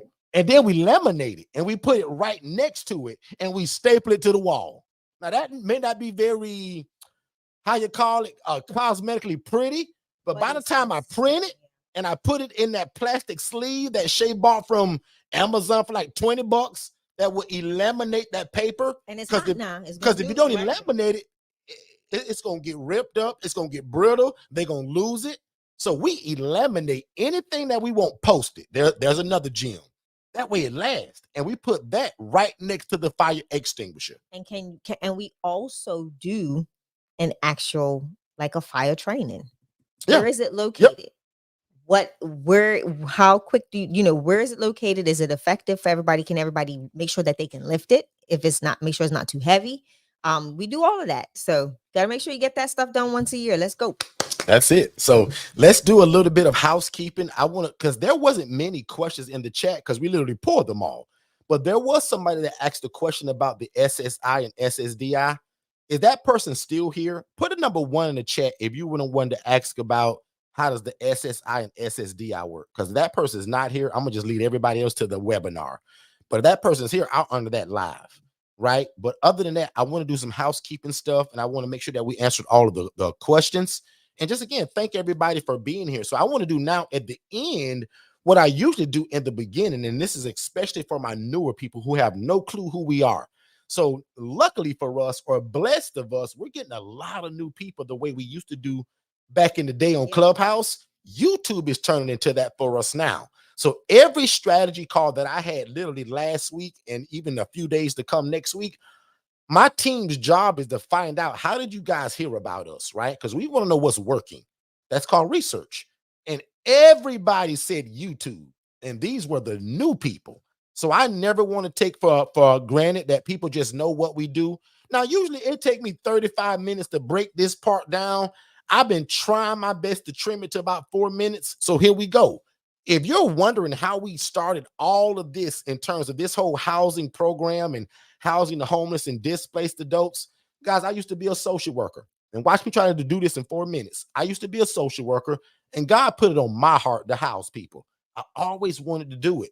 But while I was on that job, I think God showed me the opportunity, but he showed me through somebody that was doing it in a really bad way. So God showed me a lady, y'all, that was making $41,000 a month housing people, and literally what you're looking at right now. But the difference between that lady and how most of us are going to do it, he did it in rats and roaches. Okay. So can you imagine this room right here being disheveled, dirty, nasty, smelly, and roaches are running all over the place? That's what I saw in terms of the vision. God gave me the vision, but when it was time for people to teach it to me, people just like, nobody wanted to share it. They just covered their mouth and closed their eyes. And it's like, we ain't teaching you. You just keep being a social worker. You keep sending us all of these people. And I was like, enough is enough. And one day, man, I took a Saturday just like today, y'all. And it's 11:41 where I live at. Right now, this time, probably about 7 years ago, I was inside of one of these ILFs, or what they call back then group homes. They called them group homes.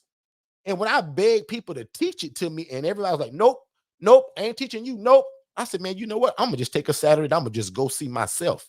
Remember, y'all, I was the social worker. So I knew all the addresses. I knew where they were. So I went and did my own walkthrough. And y'all, what I saw, it broke my heart. The rats, the roaches, the filth, and the grime. And if you've never seen our webinar, definitely go to forstonconsultants.com. Pick the tab that says webinars. Both the HRA webinars there and the ILF webinar. Watch them both. Okay. But when I saw that lady housing people, I was like, man, this is crazy. And then one day she showed me literally what she was making doing this. And I'll never forget it, y'all. She pulled her phone out and she had a Chase Bank app. I'll never forget this. And she went boop, boop, boop, boop, boop. She said, Derek, I'll never teach you how to do this, but I'm going to show you what I make doing it. Y'all, when she turned that phone screen to me, I was like, whoa. And she scrolled month for month for month for month. And she let me see different months so that it wasn't that one time. Y'all, there was no month that she ever made less than $41,000 a month. And I always ask people this question. I'm tired of hearing it. I'm sorry. But if you made 41 grand a month, would that change your life a little bit? Somebody type the word change if you agree with that. This lady was making $41,000 a month. Can you imagine making that every 30 days going into your bank account? Would that change your life a little bit? Somebody just type in the word change. And guys, when I realized that she was doing this in rats and roaches, mistreating people, I was like, man, what could this be like if I get into it and treat people the right way? Actually don't have people living in squalor and rats and roaches. Guys, y'all see how beautiful this room is with the 2 beds in it and with the nice comforter, the nice pillow, the headboards. Guys, when I walked to her place, it was just a mattress on the ground. Y'all see how pretty that carpet is? That light beige. That carpet was black. The mattresses were on the ground. Roaches running in and out of the holes of the mattress, y'all. No sheets, no pillowcase, no covers. I was like, wow, 3 and 4 mattresses stacked high.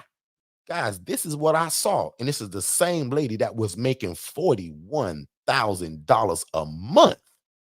And I said, God, you are no respecter of person. You will do for this lady just what you did for me. I said, God, but I treat your people a little different. Yep. And I said, God, if you don't believe me, try me. Give me a chance to get in this. And guys, this I was talking to God. I didn't go all on my knees and fold my hands and say this scripted prayer that I read from a book. I said, God, I want to help your people. I want to be involved in real estate, and I want to be respected by my community.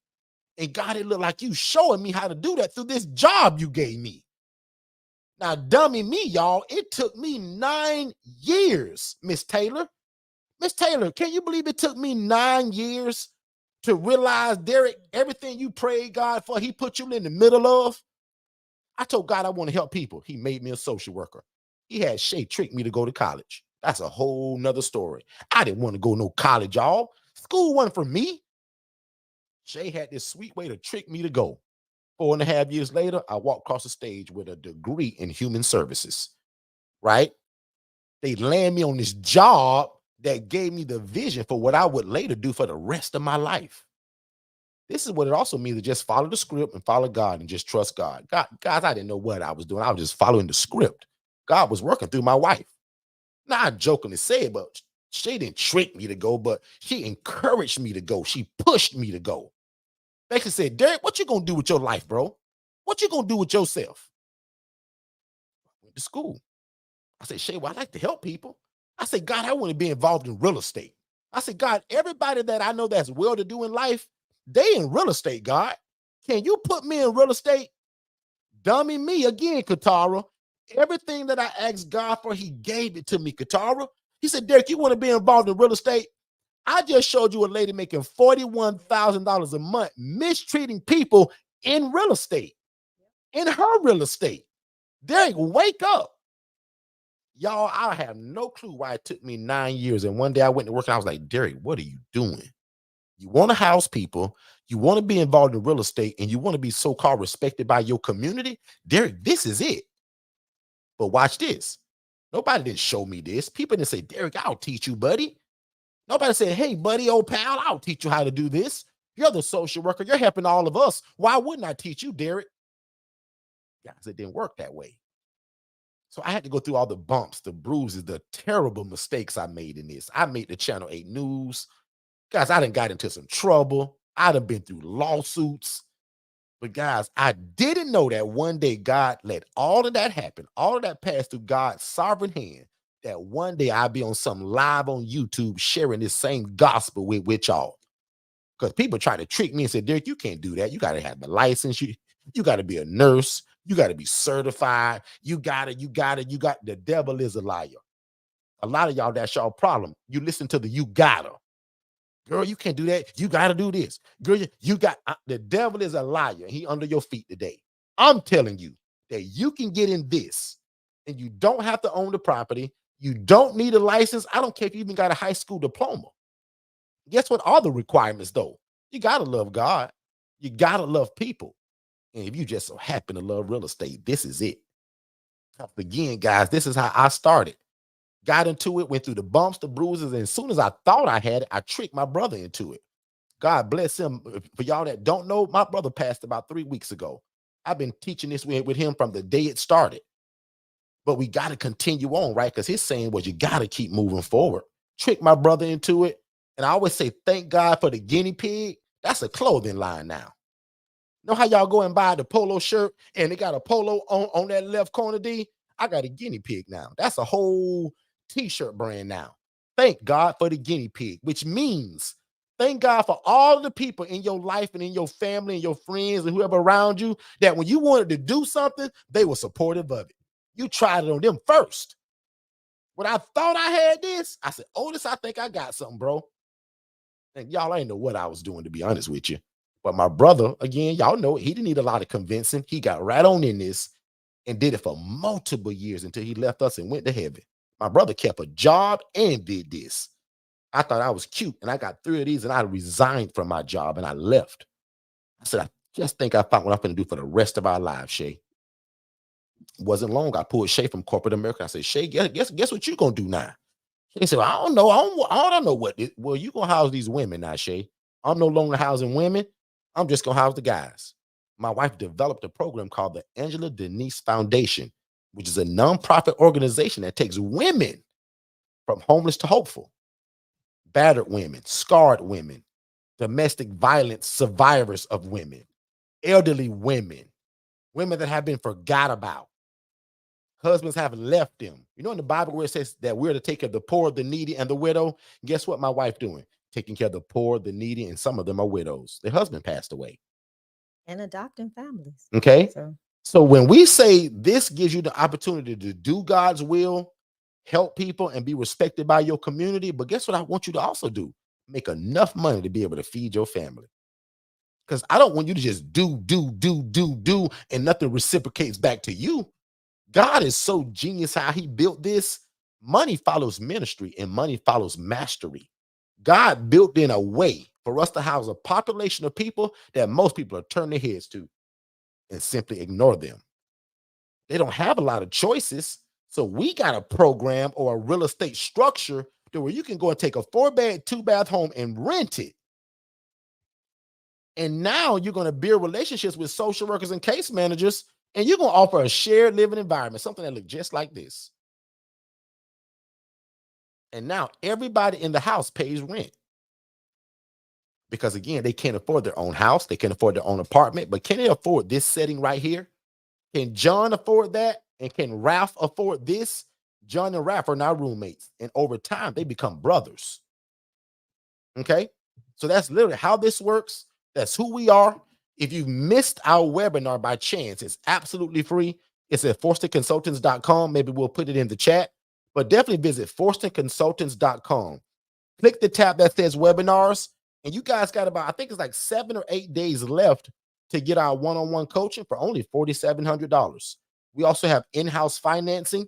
We have a third-party financing, right? And you also can join with somebody else to help you with the financial costs, right? Remember, our one-on-one coaching, guys, the ILF Mastery Blueprint is $15,000 and worth every penny. It's probably underpriced, actually, for what it does and the lives that it changes.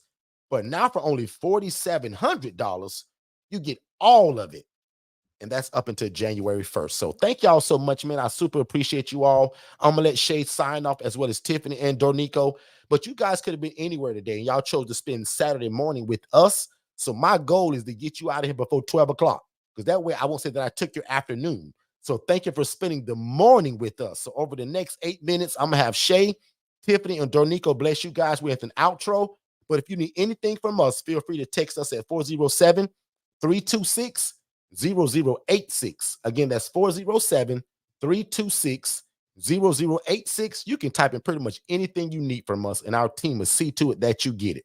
All right. Thank y'all so much. We appreciate it. Miss Shay, bless the people real quick and give it over to Dornico, then Tiffany. All right. Like Derek said, we got a time frame to get y'all out of here. So I just want to say thank you for all of you that stuck it in and hung out with us for today. For all of those that answered the poll, we've got 100% yeses across the polls. Both nice. of them, Good stuff.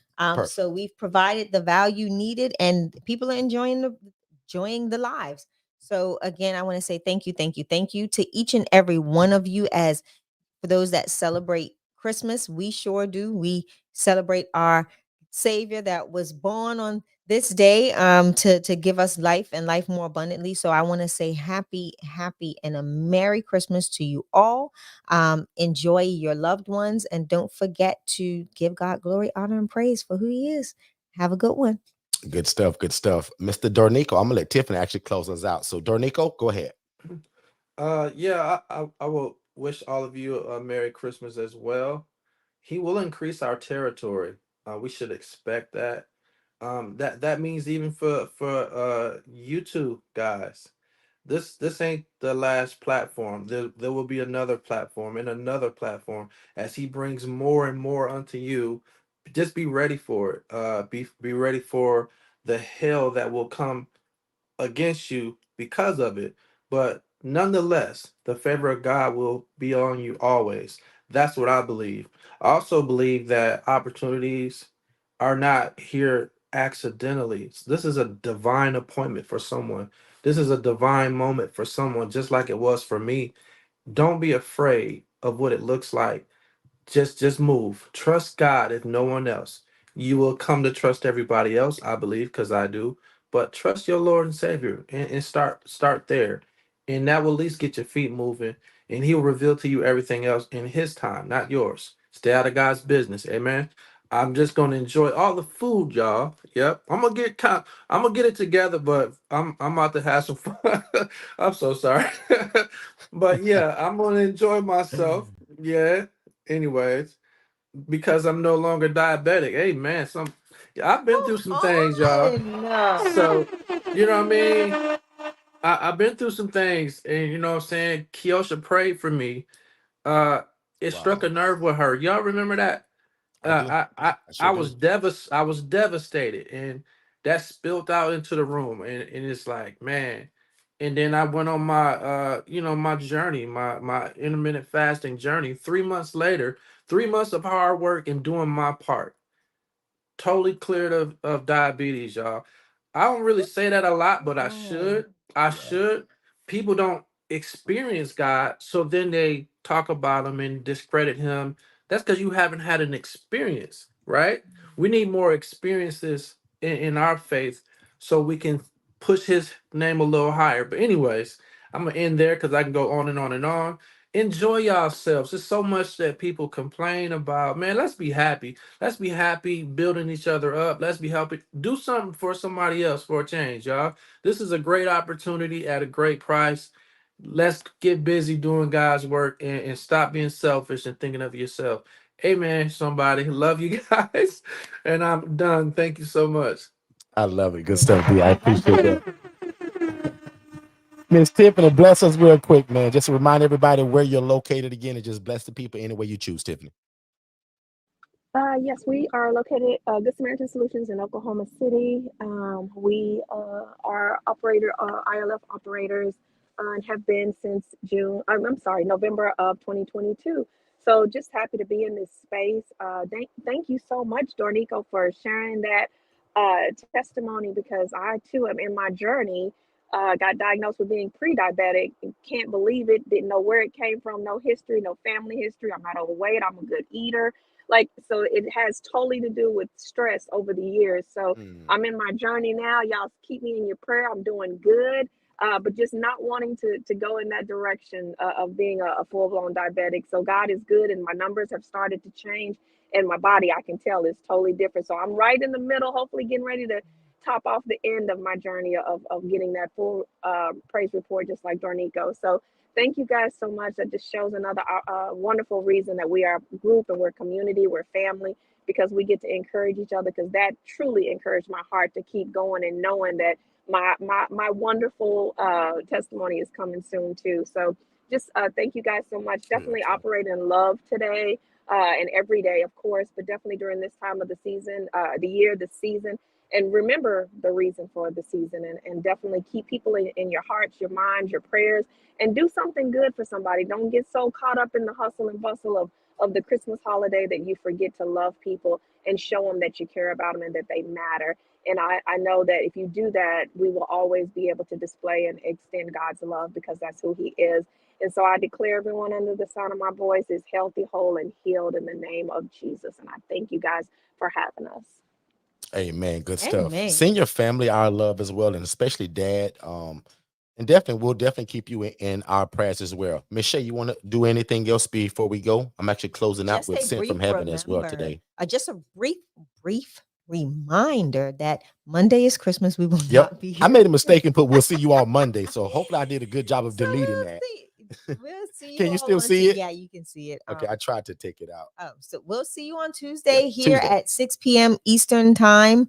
Enjoy your family, enjoy your loved ones. And I actually get to say, you said you're going to play my song. We're actually going to play Sent from Heaven as we leave out. So I get to say this we'll do on the YouTube. remix, actually. Hold on. I get to say this on YouTube. I do own the right. We can finally say that to one of these to songs, this right? music, sir.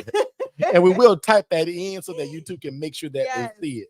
I But am also the on that Shanya same Forston. note of what Tiffany and both Dornico spoke about with the diabetes and all of that stuff, y'all know that when Kiosha used to come in here, that was a big part of her little segment of just that health side of it. And I have had a secret little journey that I haven't told people about. Some people know, some people don't. So I'm gonna just tell it now. And I'm no health guru, right? But I am going to probably show my numbers and everything that I did to accomplish it. But I'm also, well, I'll speak in past tense. I was diabetic, right? Or had diabetes or whatever you want to call it. And I did this whole crazy health change. So I literally got my new numbers. What was it, Shay? Friday? Monday. I went to the doctor Monday, and because we're family, I don't care. And I'm an open book anyway, so this don't matter to me. I hope people hear this and want to change their life a little bit. Guys, my A1C was really bad, right? So my fasting glucose is easily over 130, 140, 150, just chilling. And then my A1C was a 10.6. Anybody that knows anything about A1C and how bad that is, that was terrible, right? So literally, I got my new blood work back, and I'm still working on it because I'm not going to stop. But now I'm at a 6.1. So my doctors are extremely excited. In 90 days. Oh, and I lost over 25 pounds too. Now, I'll admit, I didn't really care for the weight loss. I didn't really like that too much.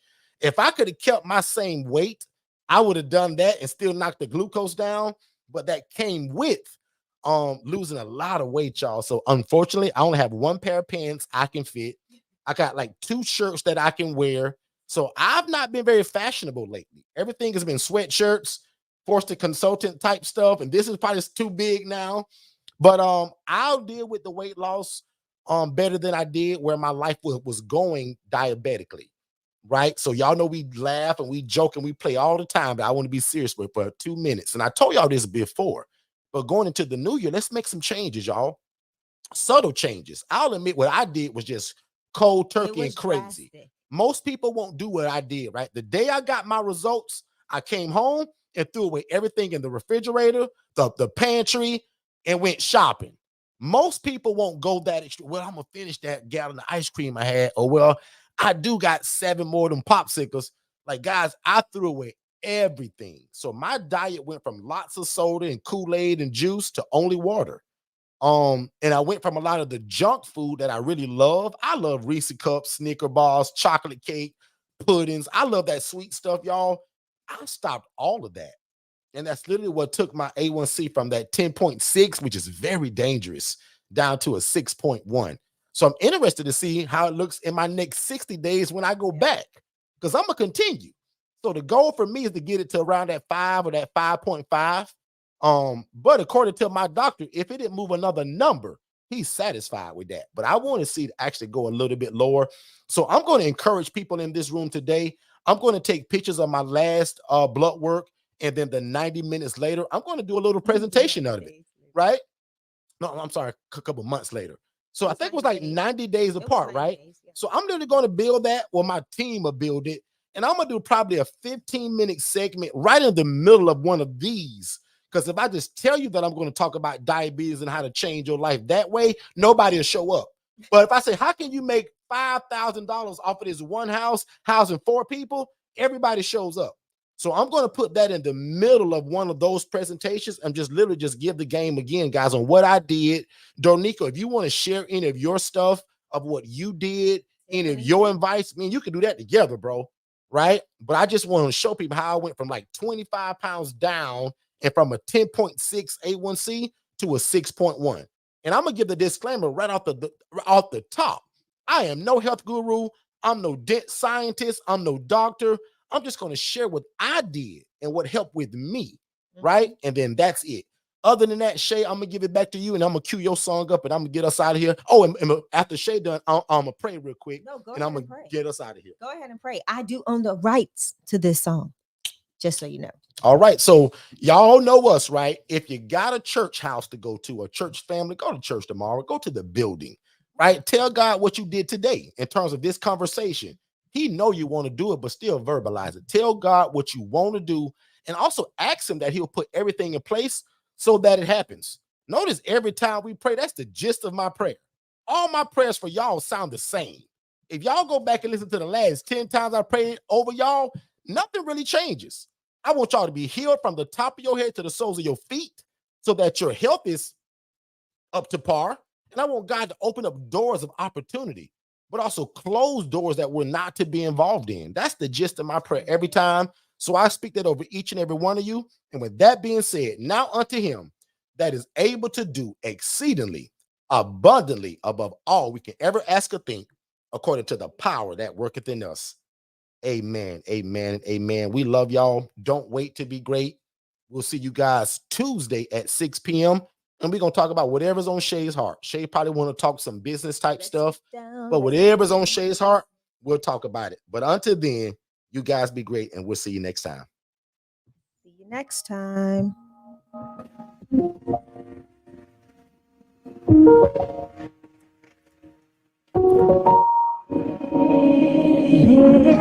Living in a world that gives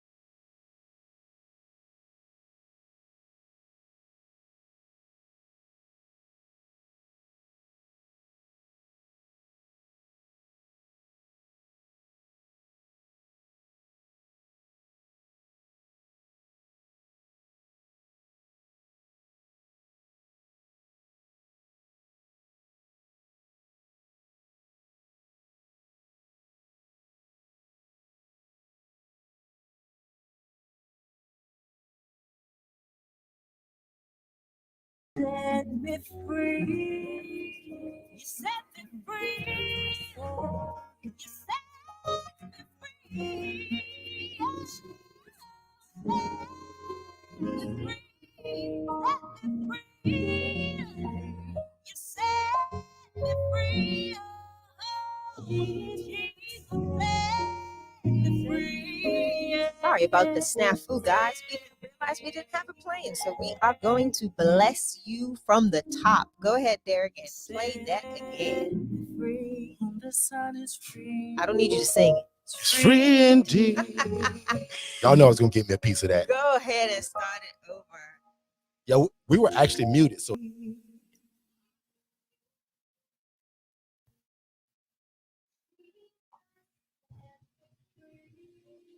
Okay,